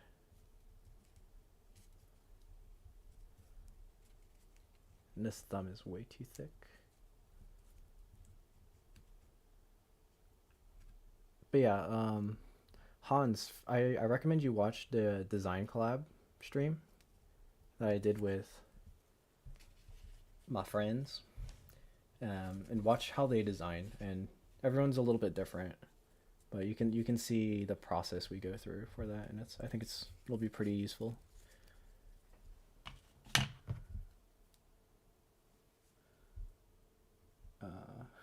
And I said I wasn't gonna do the hands, but it's bothering me too much. I'm gonna do a little bit, just a little bit, guys, just a little bit. I want to thin the thumb out at least, and I think it'll look good enough.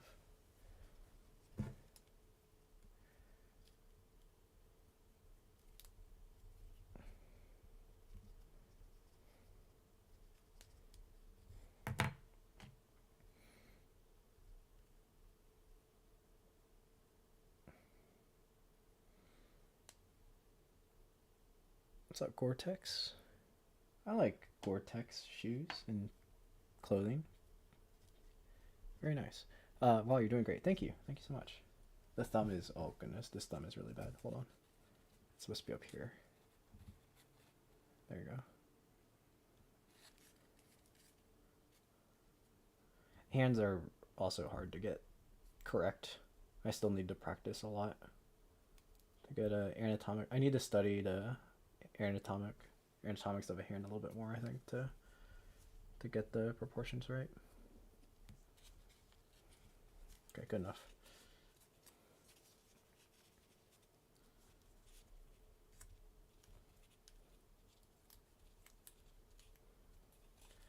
Let's have some more here. Maybe think about it.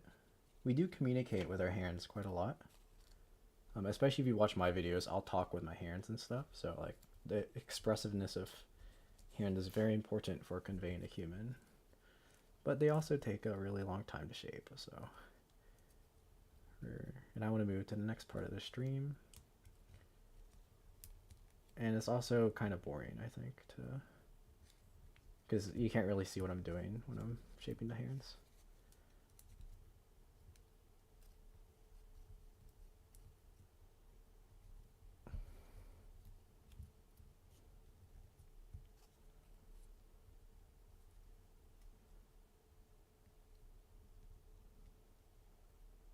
Like this thumb is also in the wrong position, but that's okay.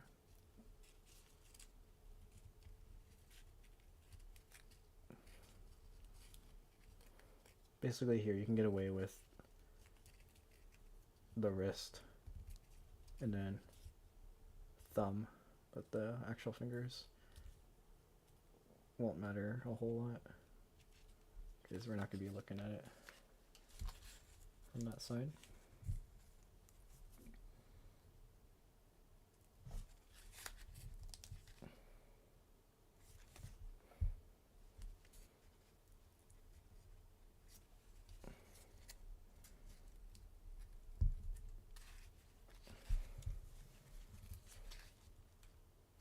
I want this to be more here.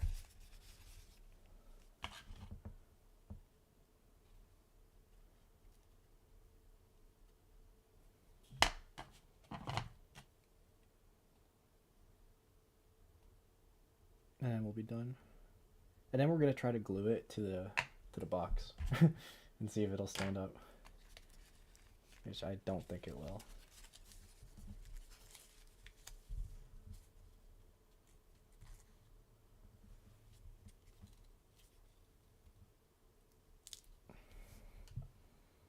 I wish the head tilt. I lost the head tilt for the most part here. It just won't stay. But if I spent more time on this, I would like leave it there overnight with a lot more either water or glue or MC to get it to stick.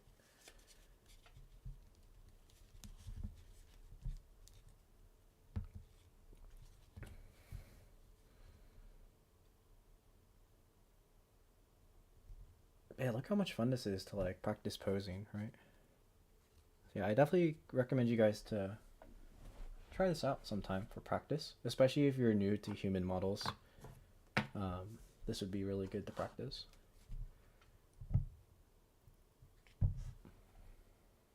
We're gonna hold it here for like quite a bit, just because it's a lot of pressure here for it to stick.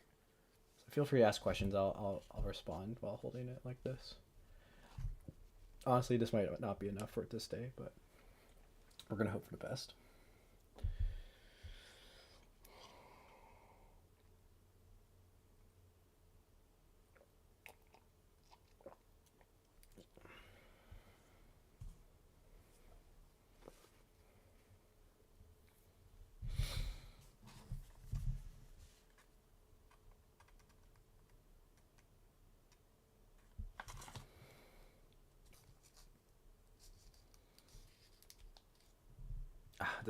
The foot's still not right.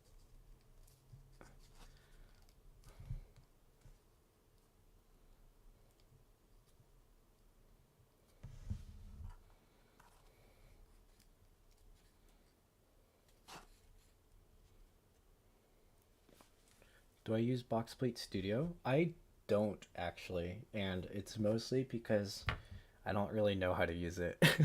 I joined a Discord. I need to learn because my packings are not most optimized, and I think by using Boxplate Studio, I can learn better packing.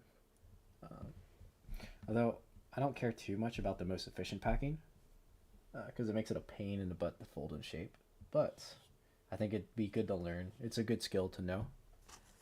So I gotta practice that sometime.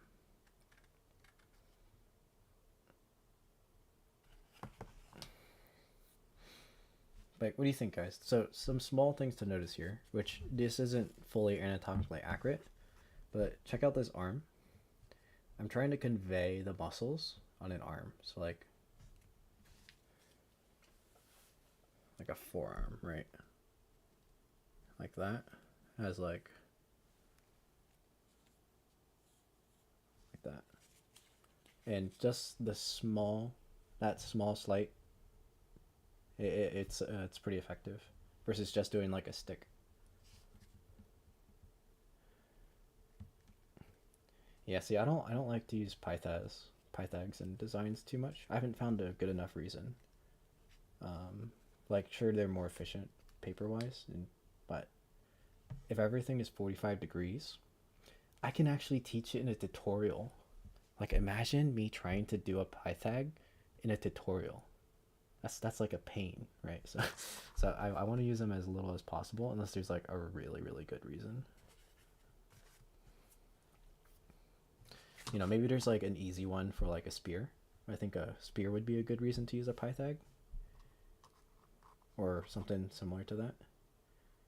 But, okay, let's see. Will this stay? I should probably hold it longer, but I'm impatient right now. Oh. Okay, kind of. I gotta be careful. Okay. You know, this box might not be big enough.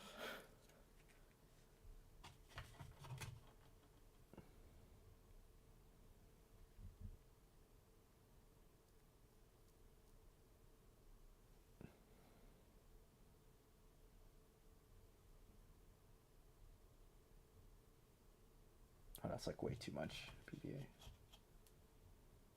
Okay, I gotta clean these brushes.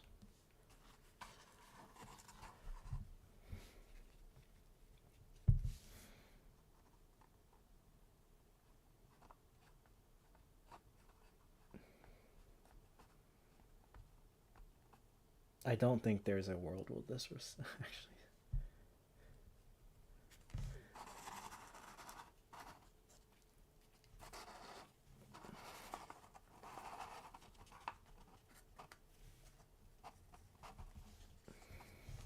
There's no way.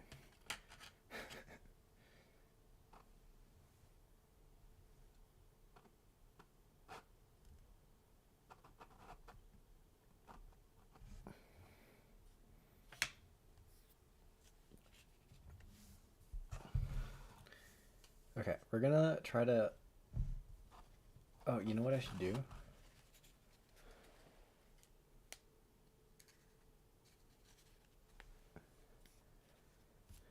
I should let it dry upside down. Okay. We gotta put this somewhere where it can...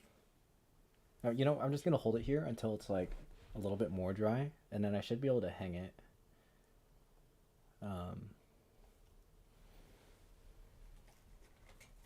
I should have done this before I attached it. What can we hang it from? Ah, it's not strong enough. Maybe we'll do...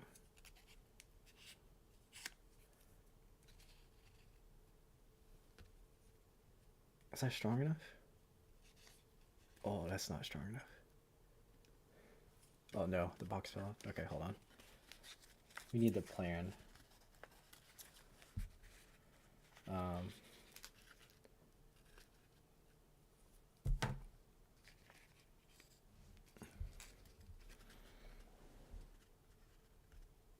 Maybe we just gotta be patient. So I want it to dry pretty straight up. Okay, we can start our 16 grid while we're holding this in place, I think.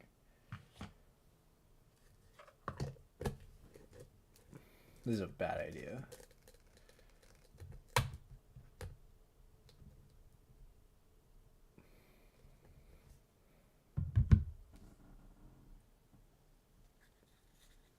Oh, this is such a bad idea.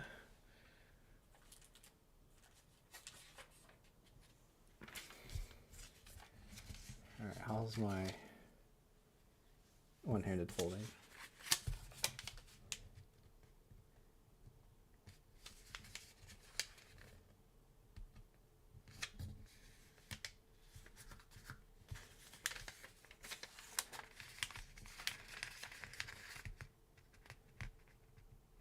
We're doing acrobatics over here.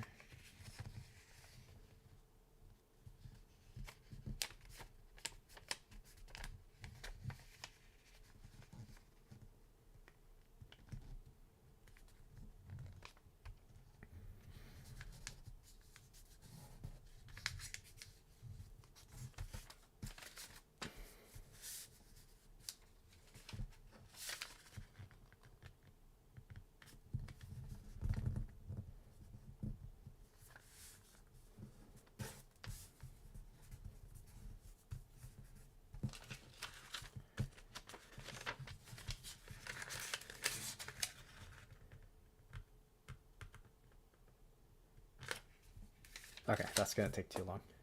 Let me try to think of an idea for this. Maybe I can have something hold it by the head to go straight up. Let me try. I'll be right back, guys. I'm gonna try to balance it somewhere.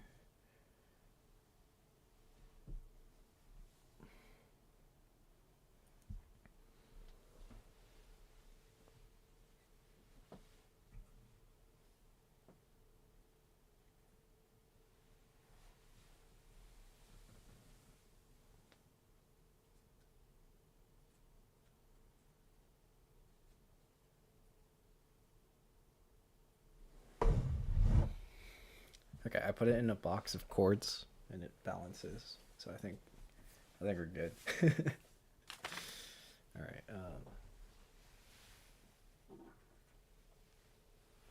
So what we're holding next is these guys.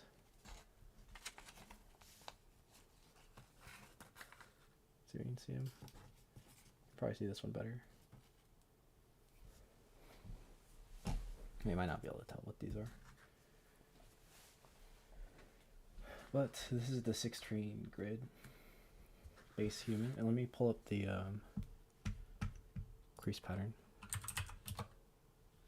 because we might have to modify it. This one I didn't release yet.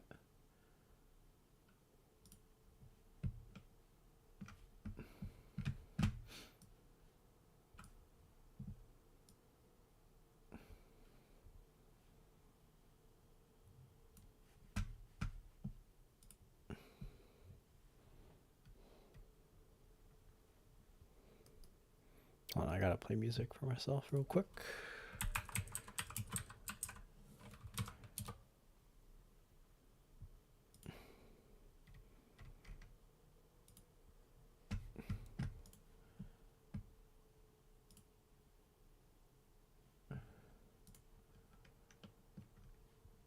Okay, so this is 16 grid. But what I want to do,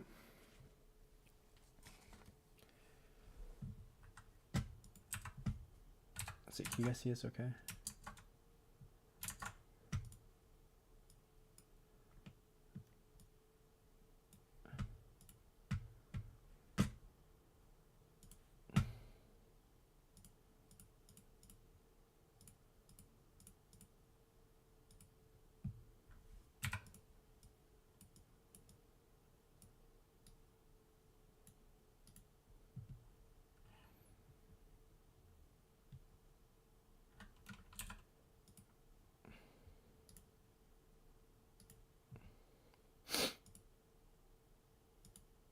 Right.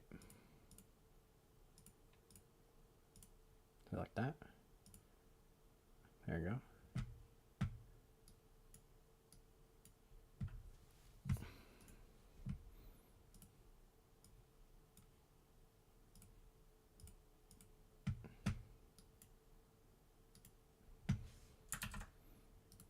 There you go. So, oh.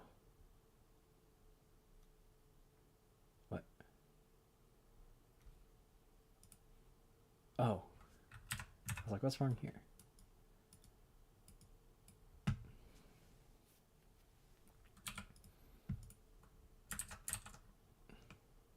Perfect. Now,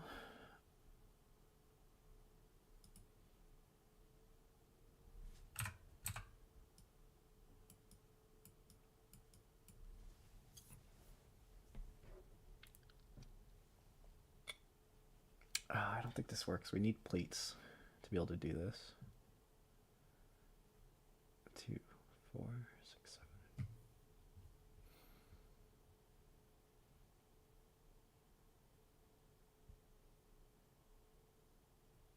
Yeah, because this reduces the hinge by a whole unit, which is unfortunate, but we're gonna, this is the concept. I wonder if we can still get the, yeah, no, this might not work. I mean, in theory, we could push outwards. Oh, hold on. How bad is, I think I tried this. I don't think it worked. Okay, we'll try it when I fold it. So let's just start folding first. Where instead of going across the bottom, I shift up through the top. So let me do a quick 16 grid. I'm gonna do it the cursed method. Or we're gonna do it the half cursed method, because the full cursed method will make the grid too unreliable.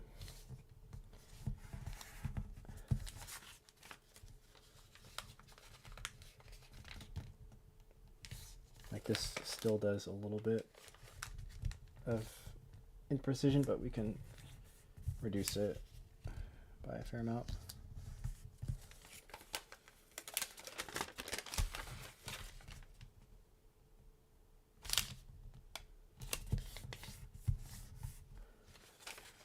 And then honestly, I should probably make this one, now I'll still do red because it's easier to see on stream.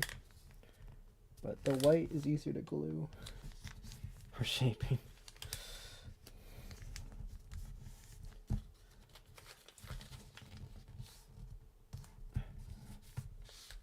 I do the curse method for all my Kami test folds, yeah. I mean, it's just, why not, right? Like, we're saving like 5 minutes here by doing the curse method. Straight up. These guys back here.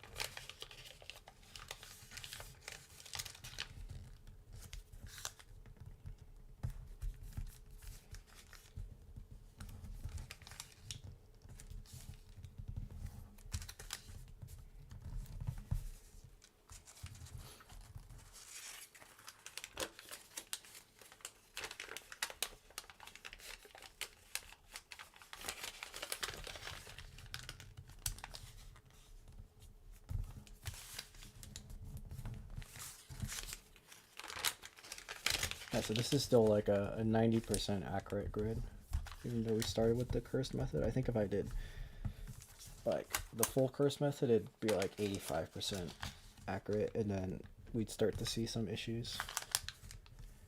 I mean, you can still do it, but it's just not as fun. These ones will barely see any difference, or there might not. It might be 95% accurate actually.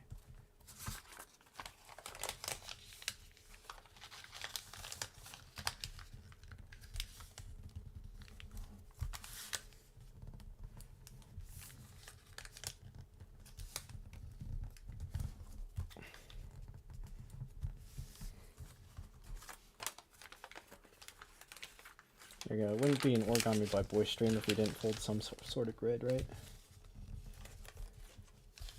Okay, checked on the other model and the box is still attached, so that's a good sign. I still don't think it'll work, but I think I need to thread a wire through somehow or use some other support to get it to stand up. Okay. Well, I mean, if you guys want to fold along too, this one's so simple that you guys can fold it.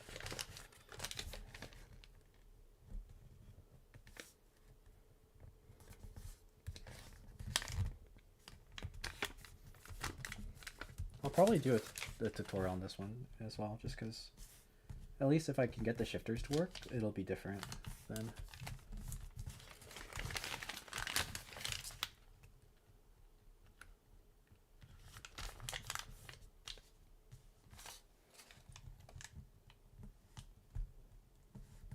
Like, it's pretty generic, but like, that's a pretty good result, right? You can do a lot with it. It's kind of artsy. And then if you ever need like a quick, like say you need a school project or you have like a small commission, like yeah, you just ask me. I'll let you use this design for that. It's like barely my design too, so, or at least with the shifters it probably will be. But this is so generic, you know. It's just like octopus base and.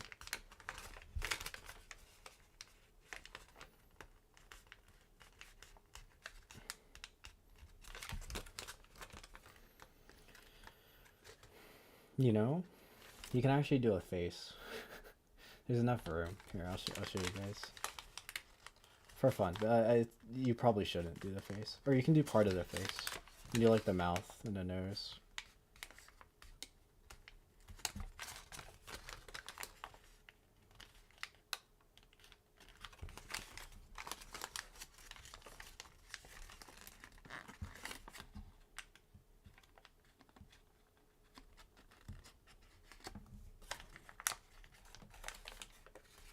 So to do the face, you just full mountain folds. So there's, you can't really see it, but there's like this diamond here. You just fold here so you can do a half unit.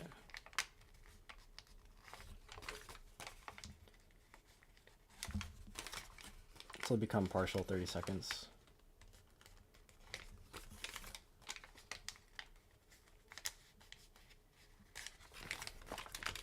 This isn't still like the best structure to make a face out of, but it's pretty decent for a mouth and nose. It's just the proportions aren't super great, but it's usable. You just have to shape it down a whole lot.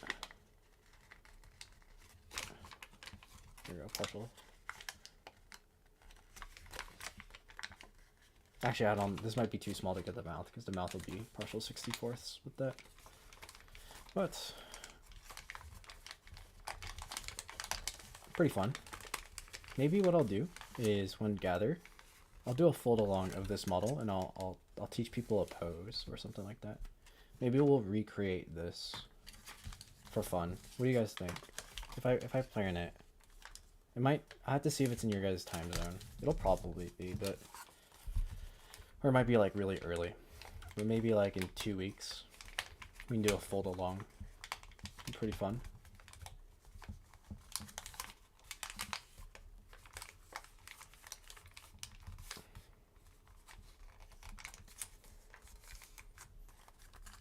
We'll have to see how busy I am.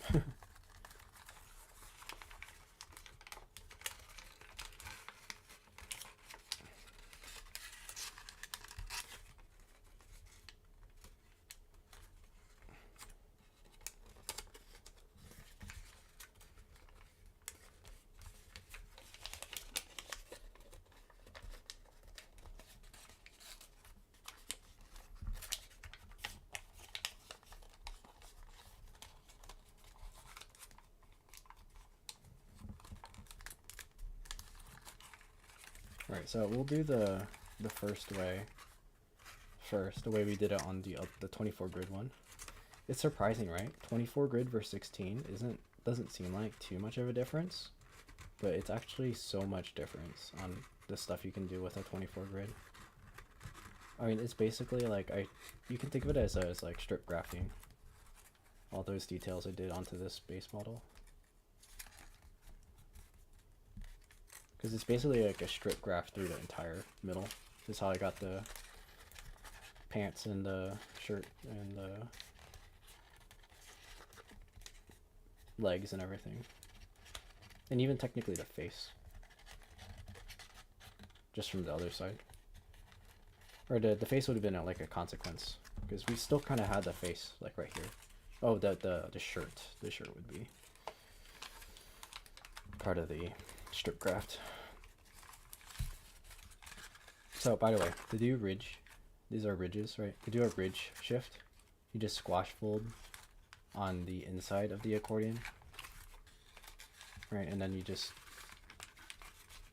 unsync a corner, or think of it as close syncing this whole corner. Whatever you think is easier to think about. And that's how you ridge shift. So whenever you see those, you never have to pre-crease it. This is like the easiest level shifter there is. Just squash fold. Look at that. Look how easy that is.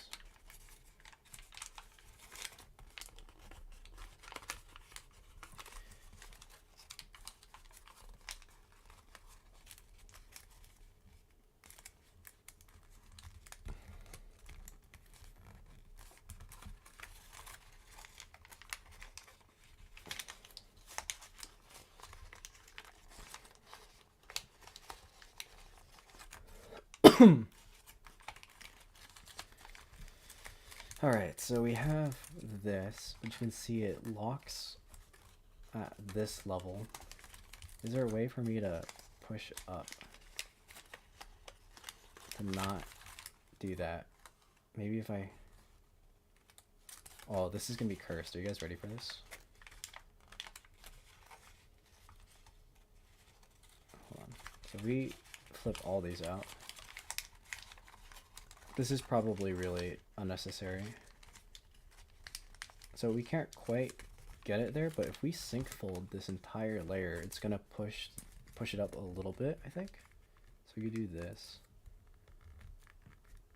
and then do a double sync fold, or just a sync fold, I guess, but not the center.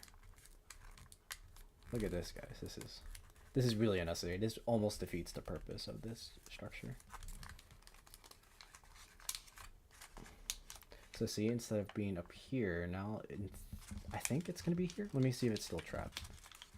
I might be wrong, but generally this should open up the hinge just a little bit more. I have to really see on the crease pattern to tell, but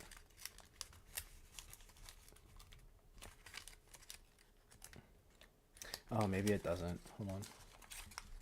It might give it like more freedom to move, but it doesn't shift the... Well, unless if now that we have a sync fold, if that counts enough for us to actually push that back out, to like unsync it basically. So now what we can do, so it's still trapped under one layer, but can we unsync?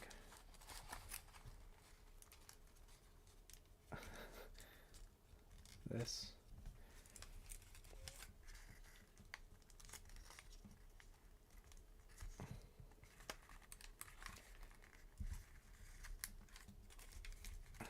Is that raised? Oh wow, look at that. Wait.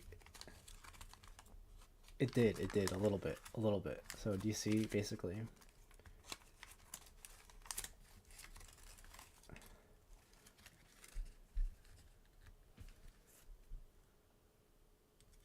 this little unsync? So if we don't have this, right, we're trapped a whole unit. Basically where this sits is our hinge, right? But if we push it up,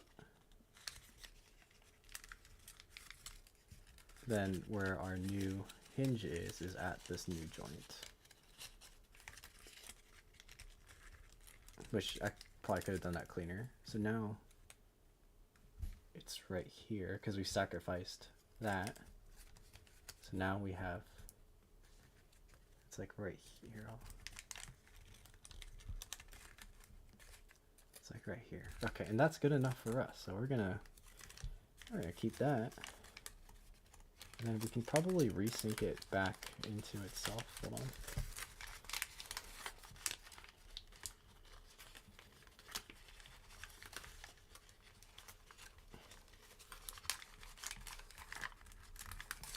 Right, so we tucked those back under the pleats, which is the hinges here. And we can just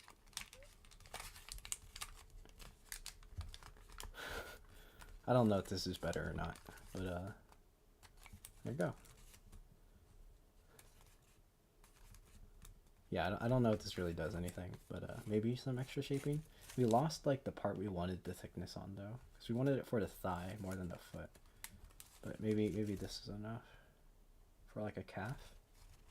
We'll see. Okay, let's fold the rest of it.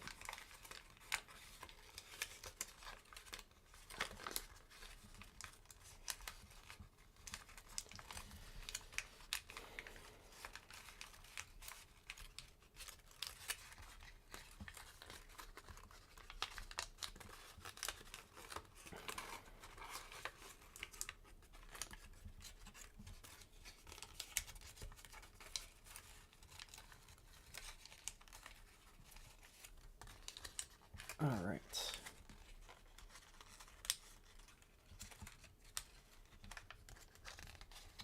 It's actually not too late, but I'm probably going to stop streaming soon after this.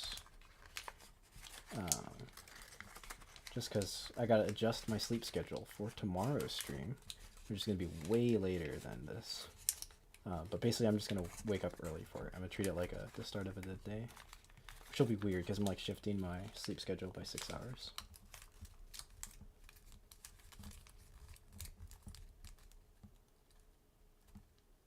So let's see if this actually works, because it might not match up with where we want it to be.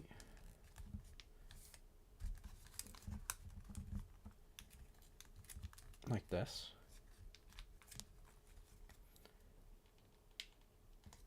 Oh, let's not do that yet.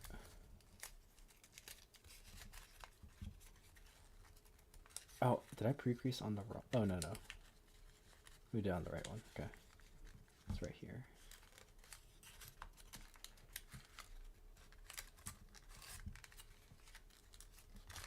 So this is the same mouth structure as the other one.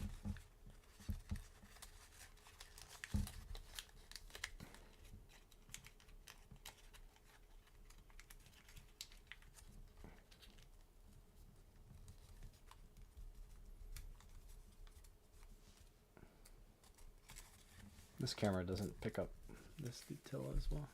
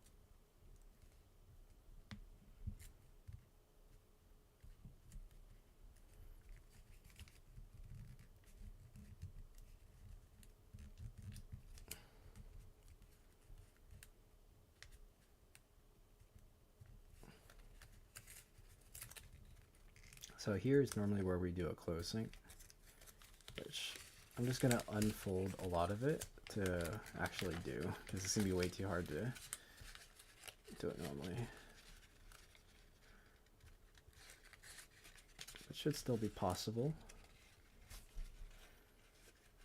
Since it's Kami, so it's a little bit more resistive. So we just gotta get it to, just gotta poke it in the right directions and it'll work.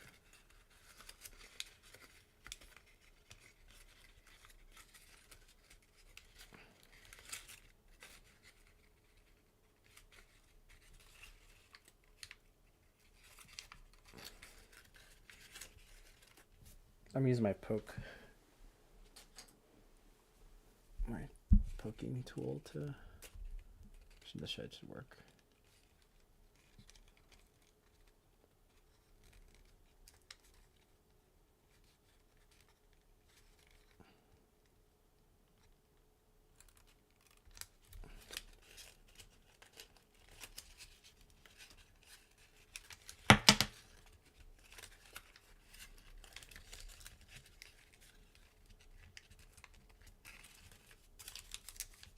There we go, we got it.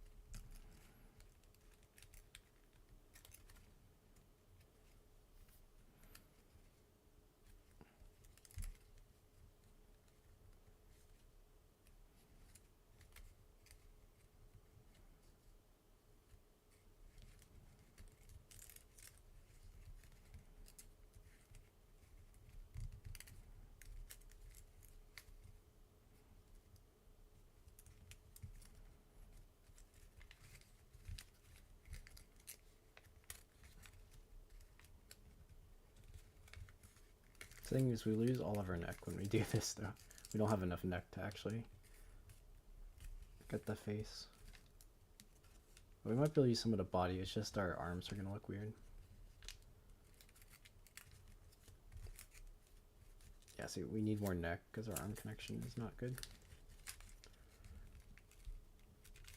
But in theory... So technically with like an 18 grid, you could get the full face. But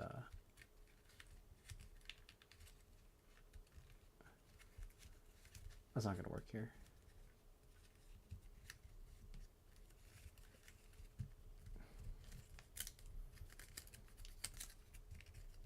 Or just use it as a texture and have the head swivel with the neck right here.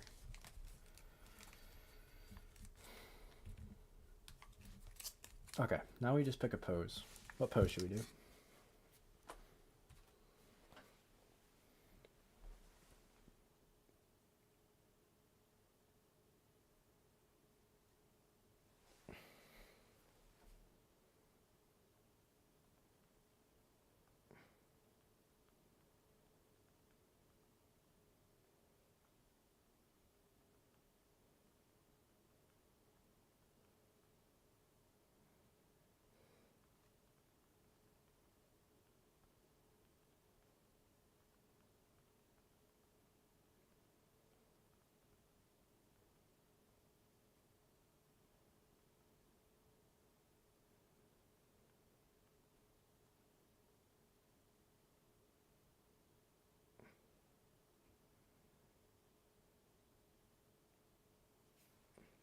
Sweet, I'm getting some tips from a very talented folder. Gosh Papier, he's giving me some proportion tips for my other fold. It's gonna be great. Ooh, this would be hard to do, but like hand on head.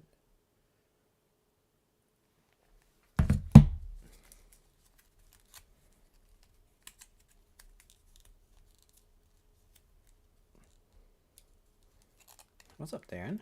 Thank you. We're talking today, by the way. We got audio. We're almost done with our stream though, but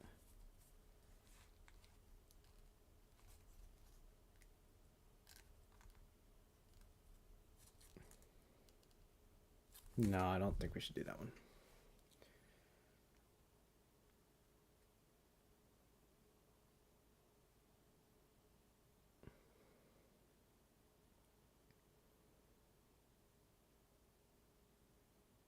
Ooh. That one's kind of cool, but I need like a wall. So maybe we'll save that one for later when I have more obstacles to. Okay, we're gonna try this one. So it's gonna be a lane, which I think we can still use the box for.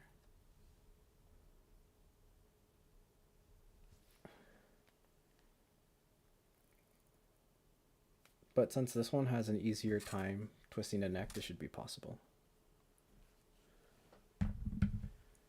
So we're gonna try to do this pretty fast though. But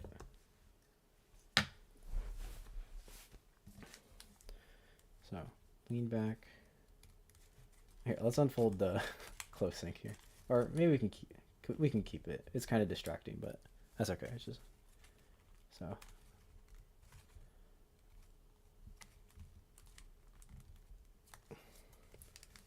Right, head tilt. Our shoulder's still like a little short, but that's fine.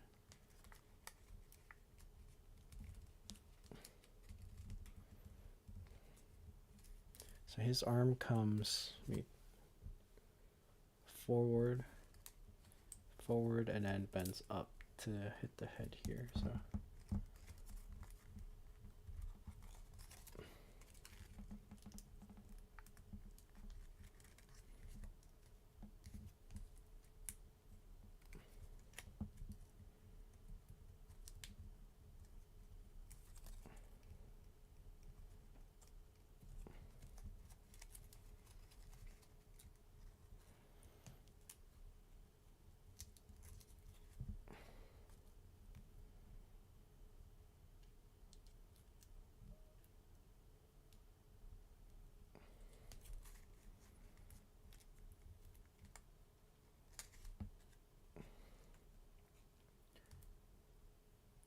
That's pretty close. Okay, we're just gonna, we can't be too picky here. So we're gonna speed run. But see why these super simple base, it's very fun to use for practice.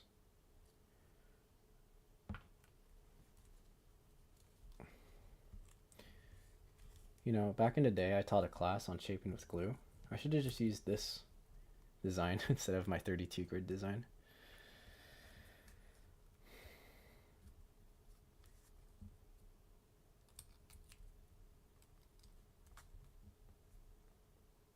Okay, we're gonna get this joint first, and then we'll get the head.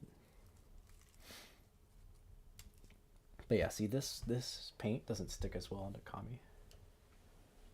Okay, and then this leg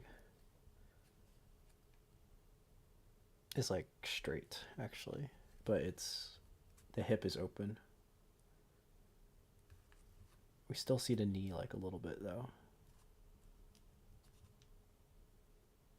And then at his hip, it bends slightly here and relaxes back. So this arm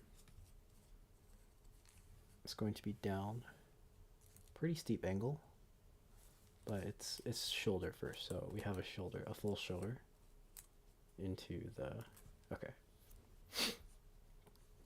And this other leg is weird because it splits outwards, but we should be okay. Oh no, you messed up. Dude, rip. Big sad. Alright. We're getting a little tired here.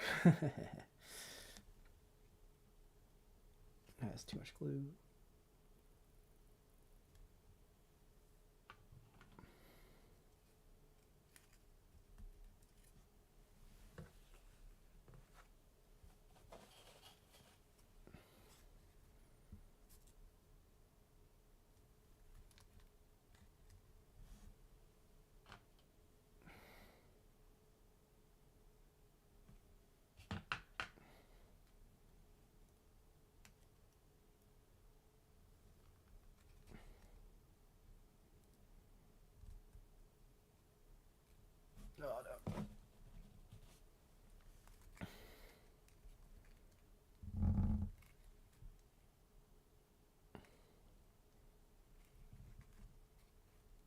Step 40 to 50 are the worst. I think I know which steps you're talking about, I think, actually. So I will agree that, yeah, they're bad.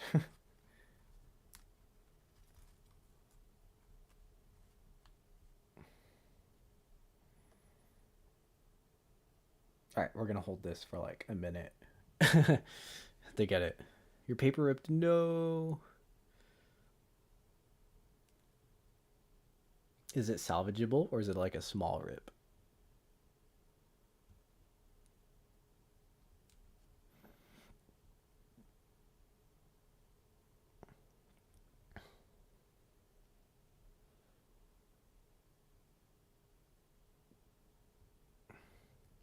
Okay. The hand's stuck. You can't tape it. Can you patch it with more paper? Okay, that's not fully dry yet. I wish I didn't have to glue the hand fully here, because we lose the three-dimensionality. But I'm trying to speed run. You know, I'm gonna glue this whole flap down to increase rigidity in the chest.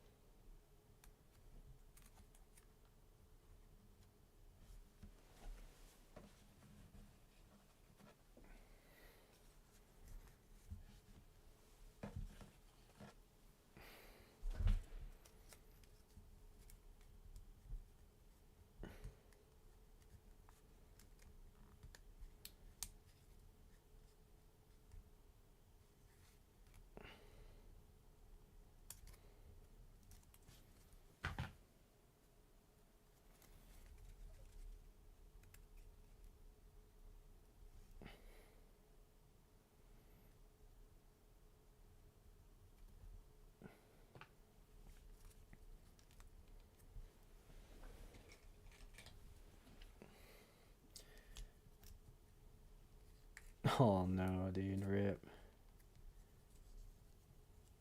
That is very unfortunate. I am very sorry for your paper.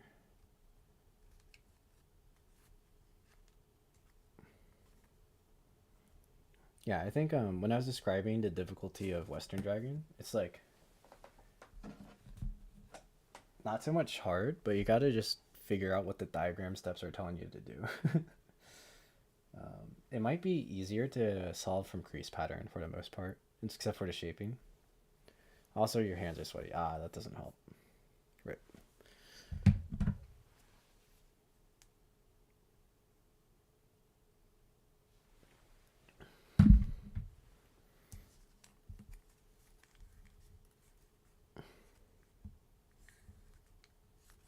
So honestly, for the sake of things, we're just gonna shape this with wire in the back here.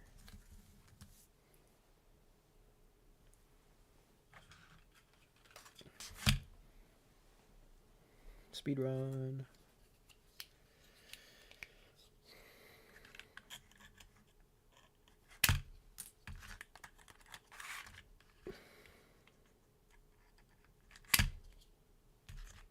Which model? Easy Origami Folding to Western Dragon by Shuki Kato. And I'm just folding these guys. Generic human.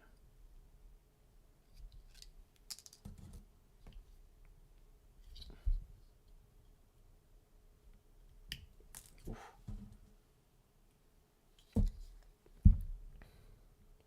Yeah, you should do double tissue for Western Dragon. It's not that thick, I don't think.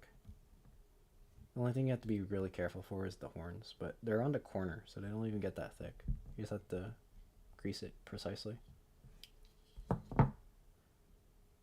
You should probably use 70 centimeter though. I've seen really good success with 70 centimeter double tissue, but if it's like 50, sometimes people have problems.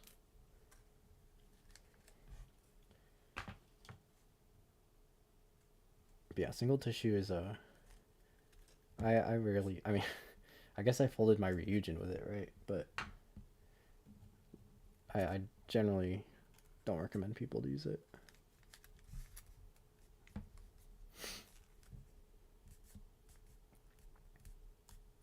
If I were to fold a Western Dragon again, I'd probably use double tissue, not single tissue.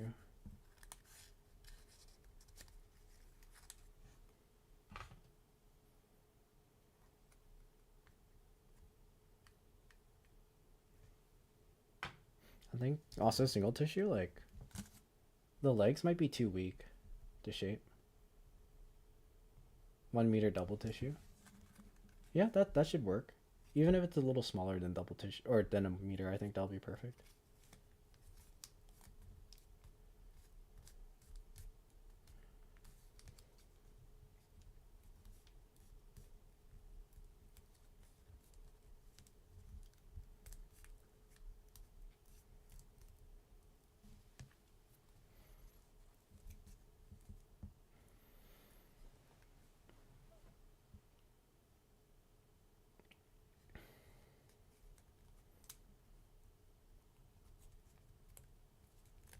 Oh wait, I didn't put the wire high enough.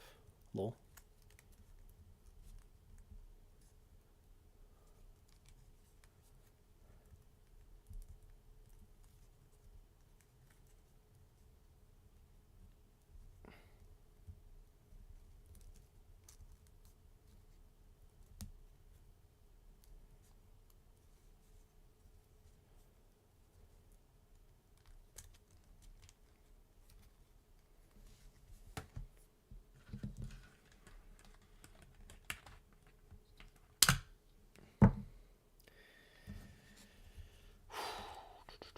All right, we're almost there.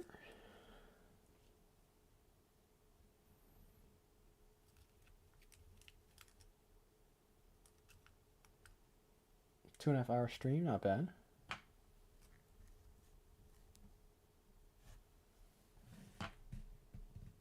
So go watch a movie. All right, enjoy your movie, man. Thanks for joining the stream for a bit. It's good to have you.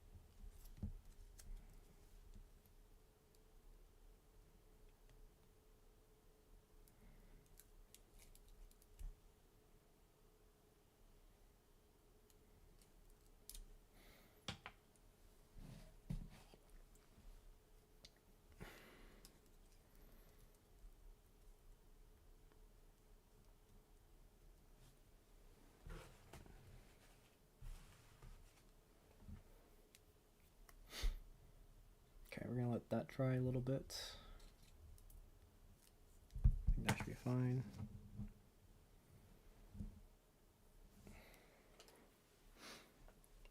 And then let's fold another box really quick, but out of this paper.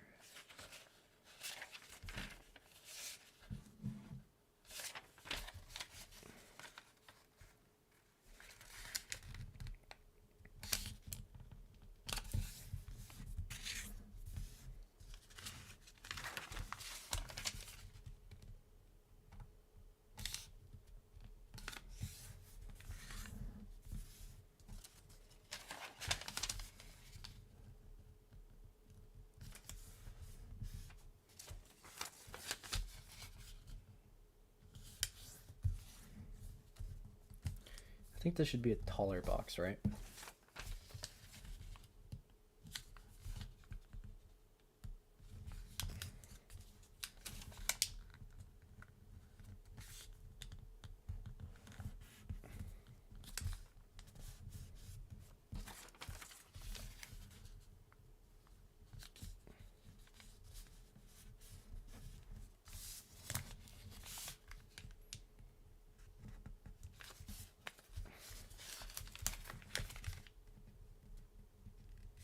Wait, I don't know if this works. I know it works the other way around, but this might not work. To make a taller box.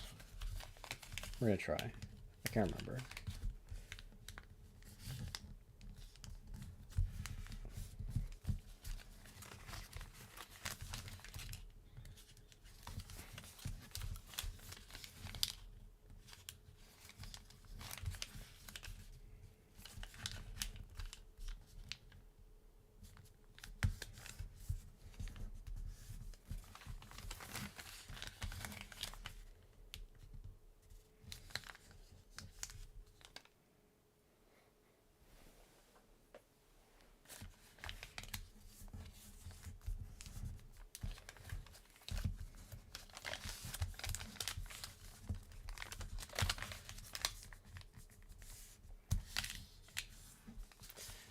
Do I know logarithms?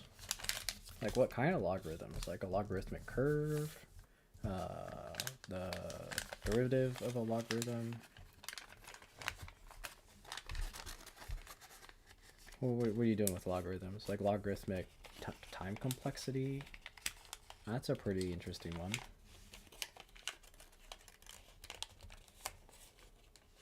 It's probably the more advanced topic of the 4.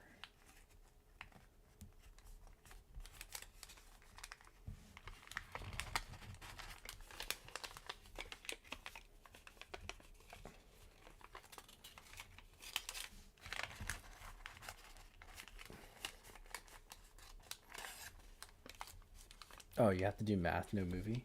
Ah. It's okay, studying's good. You got this.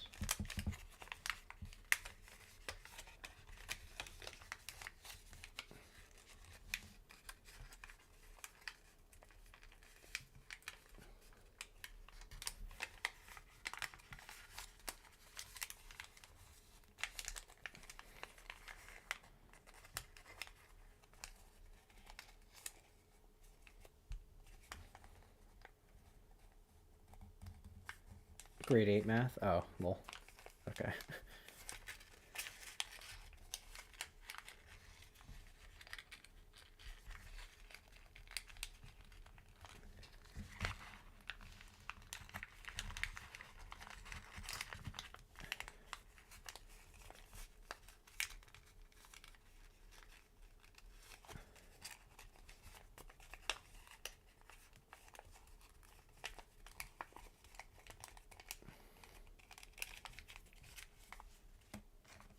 Okay, this box might be a little bit too thin, but I think it'll give him still something to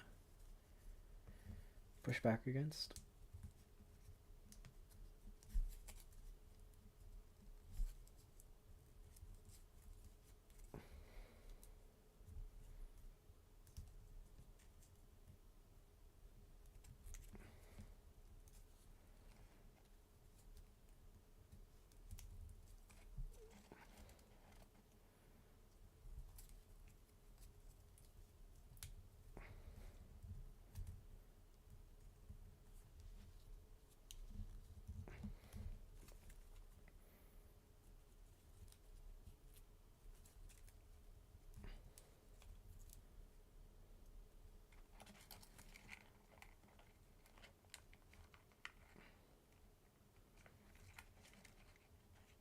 Okay, this box is too large.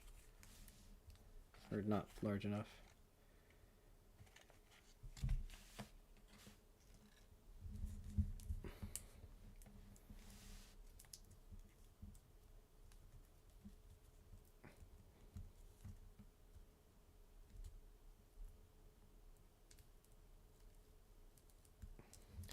I mean, you should listen to your parents. Studying can get you pretty far. Especially if you don't already know, which when you're young, you probably don't know where to make money. So yeah, study hard. But don't consume your life with it too much. But yeah, I mean, when you're doing things you don't want to do, you'll learn very quickly what you do want to do. So try to use that as motivation. Find something you really do want to do, and then just go for it.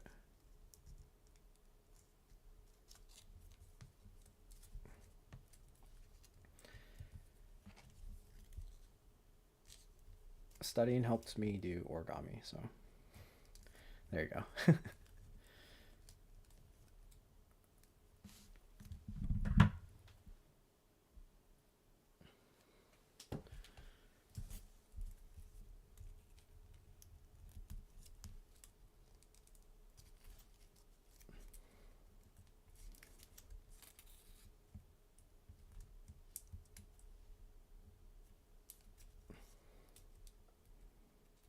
Hello again. Hey, welcome back.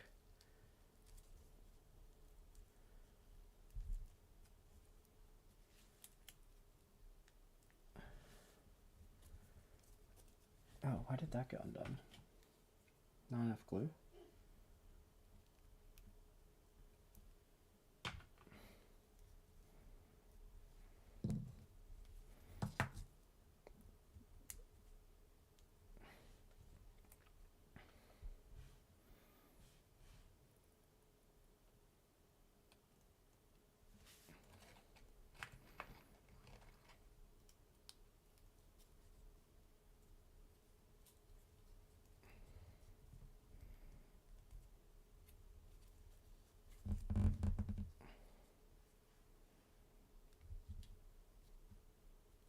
right, I need to shorten the arm like a little bit more since we're actually not doing too much with it. The full flap is actually too long, but it makes the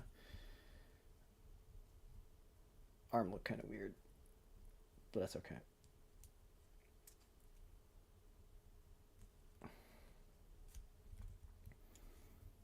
I probably should have done it the other way to make the elbow joint look better. We're just gonna hide it with mush if possible.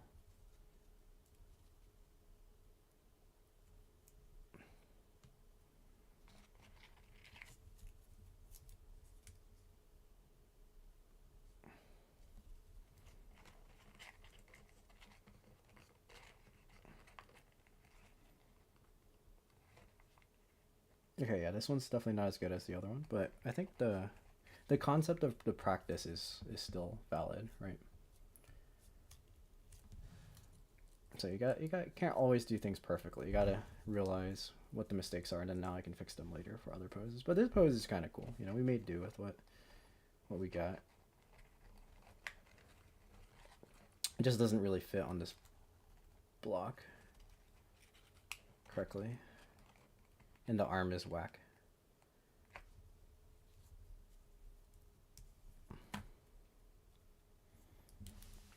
Let's see if we can actually fix this arm a little bit better.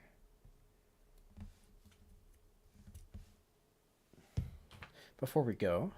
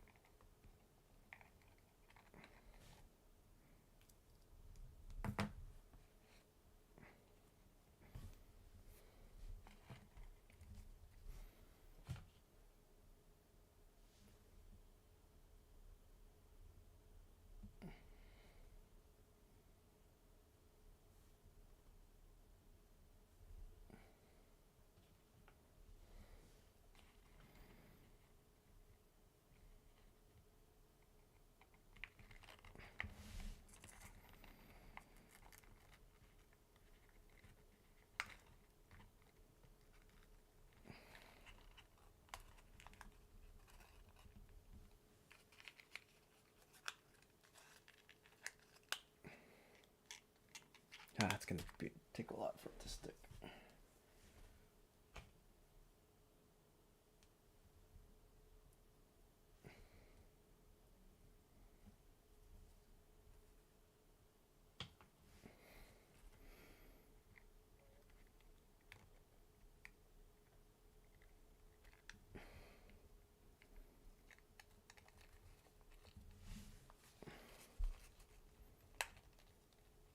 Oh, I glued the wrong foot. Wool.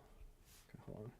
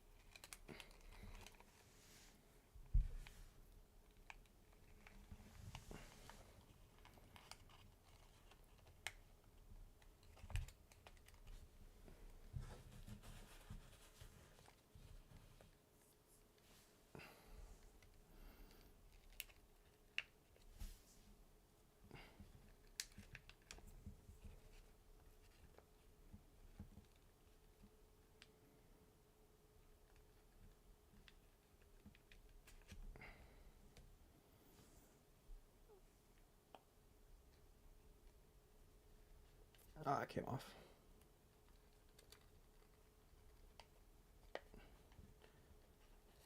Okay, we need this to dry. So we're gonna hold it here for like another minute and hope it sticks. There's some tension in the shoulder joint that's pushing the arm away from the leg, so it's causing it to unstick too fast on us. But then once it fully dries, it should be totally fine. And then we're gonna check the other one, which it probably won't stand out of the box, but we'll see.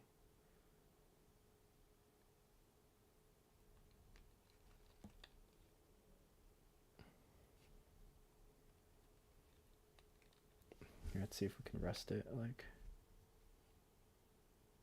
is that pulling too far off? I think we can leave it like that. Hopefully that foot doesn't pop off. It'll be okay. And just be really gentle while it dries for like another 2 minutes. It should be fine.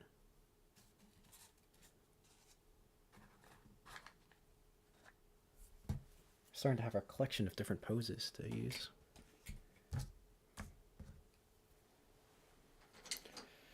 All right, we're doing pretty good. Let's check the other one now.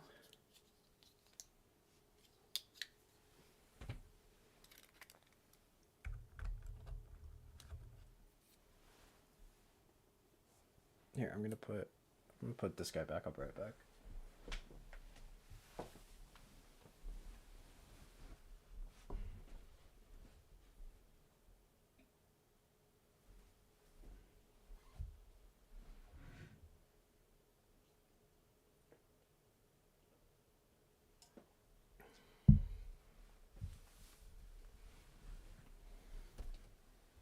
Okay.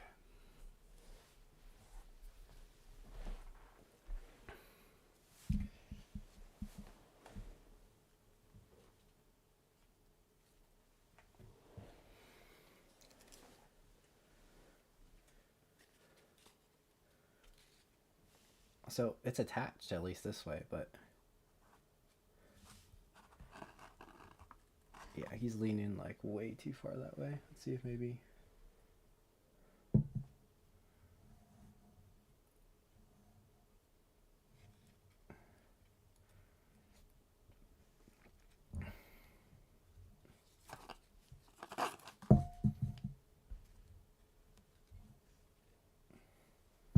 It's not enough to keep him up.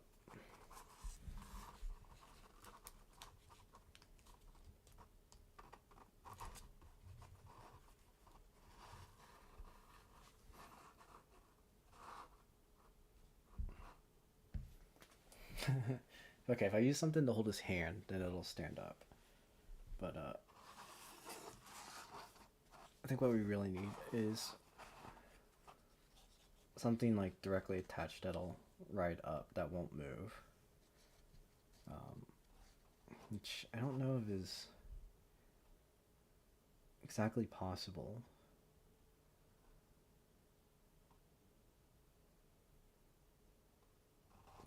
I have an idea though. If we use this wire, we might be able to do it.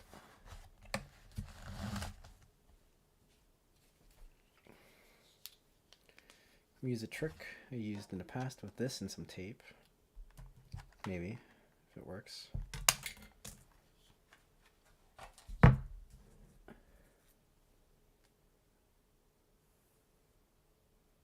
So I need to poke like a small hole in the back of the box.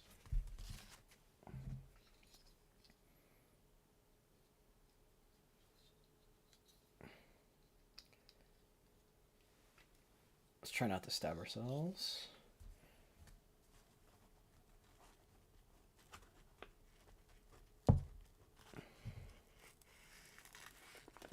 Okay, that's big enough.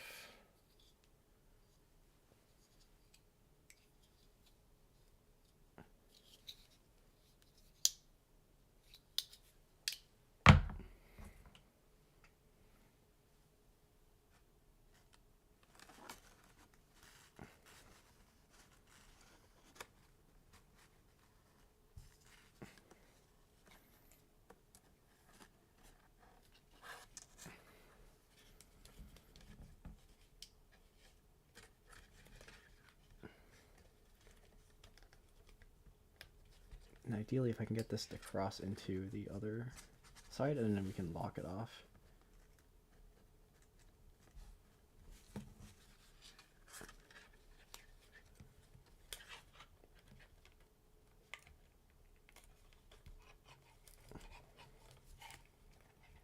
This might be 2.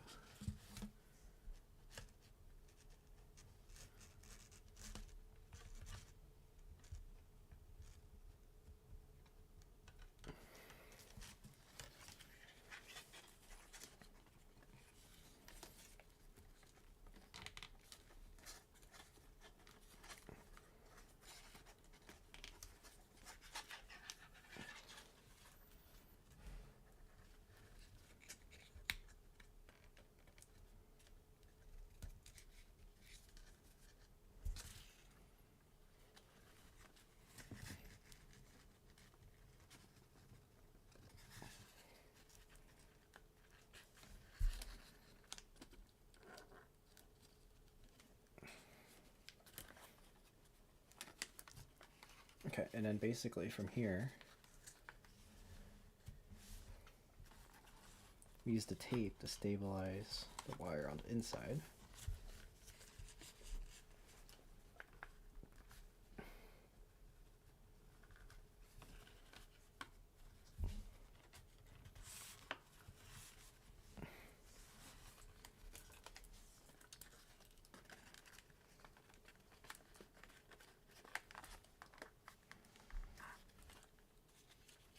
So let's secure this first, actually.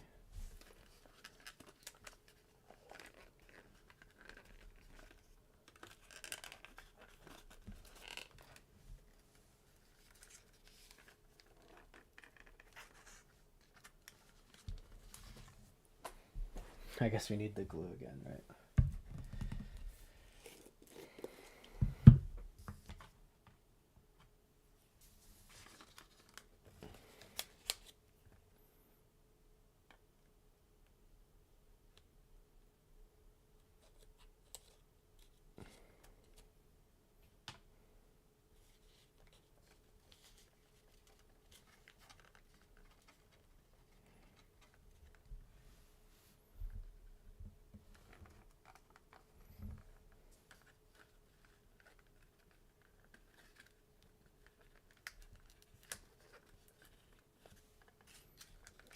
And the tricky part is to bend the bottom without bending the top. So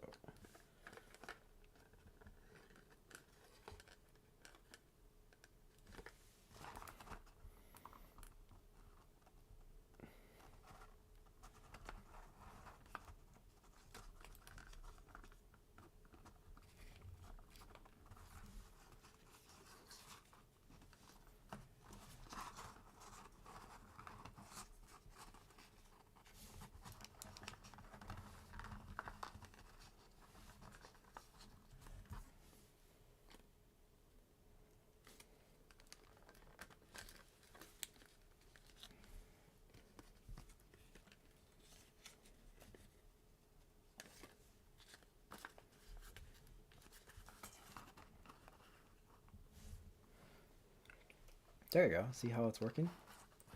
Kind of. And then now we just need to secure that underneath a little bit better.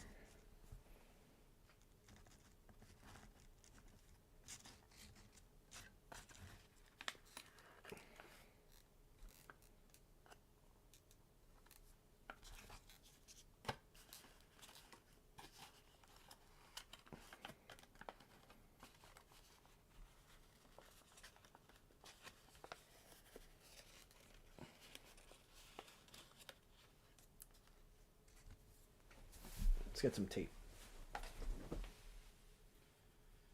We need some strong tape.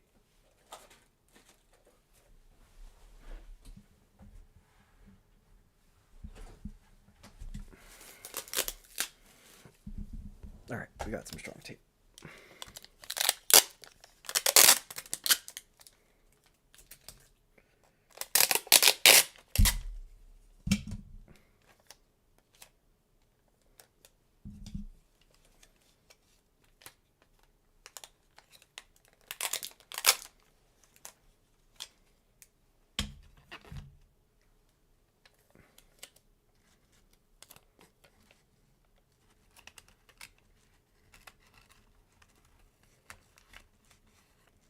I think hot glue would work better than tape, but hot glue takes time.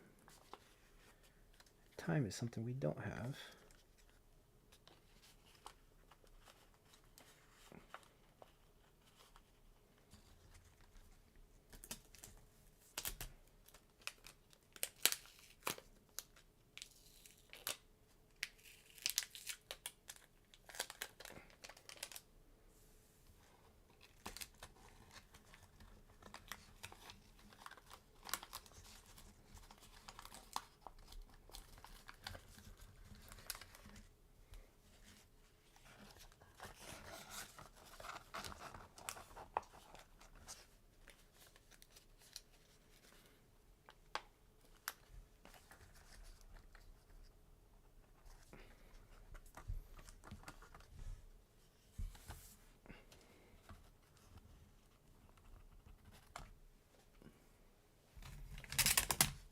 And we're just gonna double tape on the inside.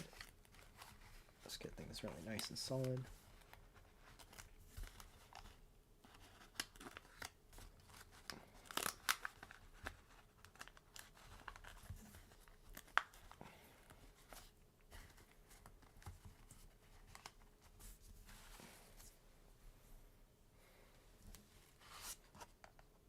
Ah, that's great.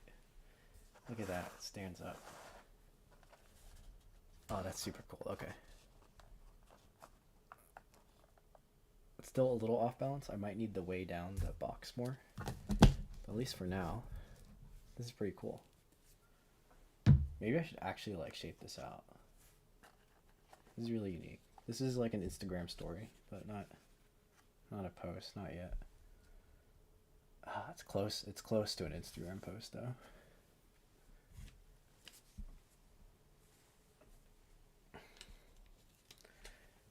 Okay, let me turn on the other camera.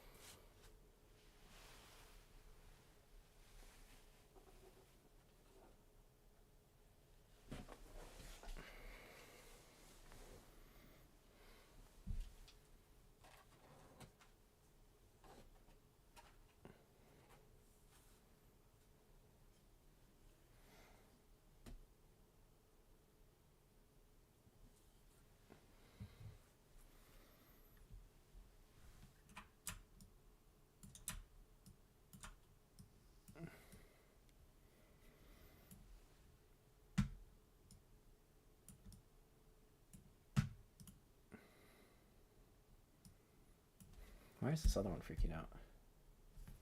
Okay.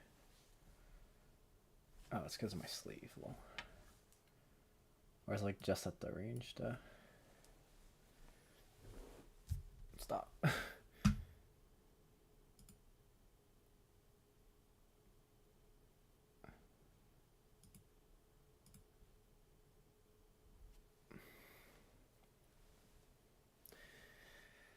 Alright guys, well I think that is a...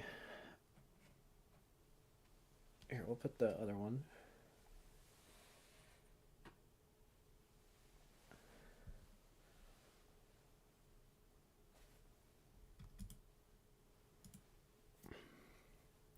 Okay, we're just gonna turn off the other camera for now. It's like freaking out.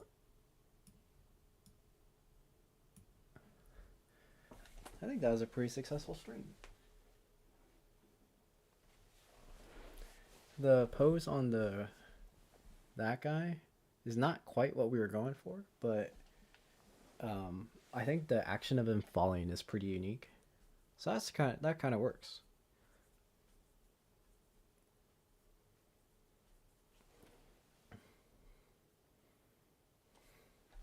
definitely looks off balance. But all right, guys, there we go.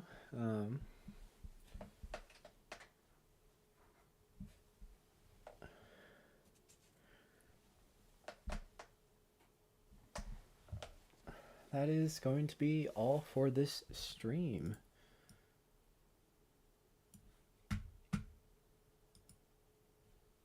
Yeah, I hope you guys enjoyed. Let's actually get a thumbnail clip here. A little bit. Well, I guess that'll be good enough. We're going to try to get a thumbnail later. All right. Yeah, guys. Thank you so much for watching. We just crossed like 3 hours, so this is a lot longer than I thought I'd stream for. But I hope that shaping either helped you out a little bit or inspired you a little bit to try one of these two models. I'll probably post a crease pattern for the simple one sometime later. But yeah, thanks for watching, and stay tuned for tomorrow, which will have another stream. See you in the next video.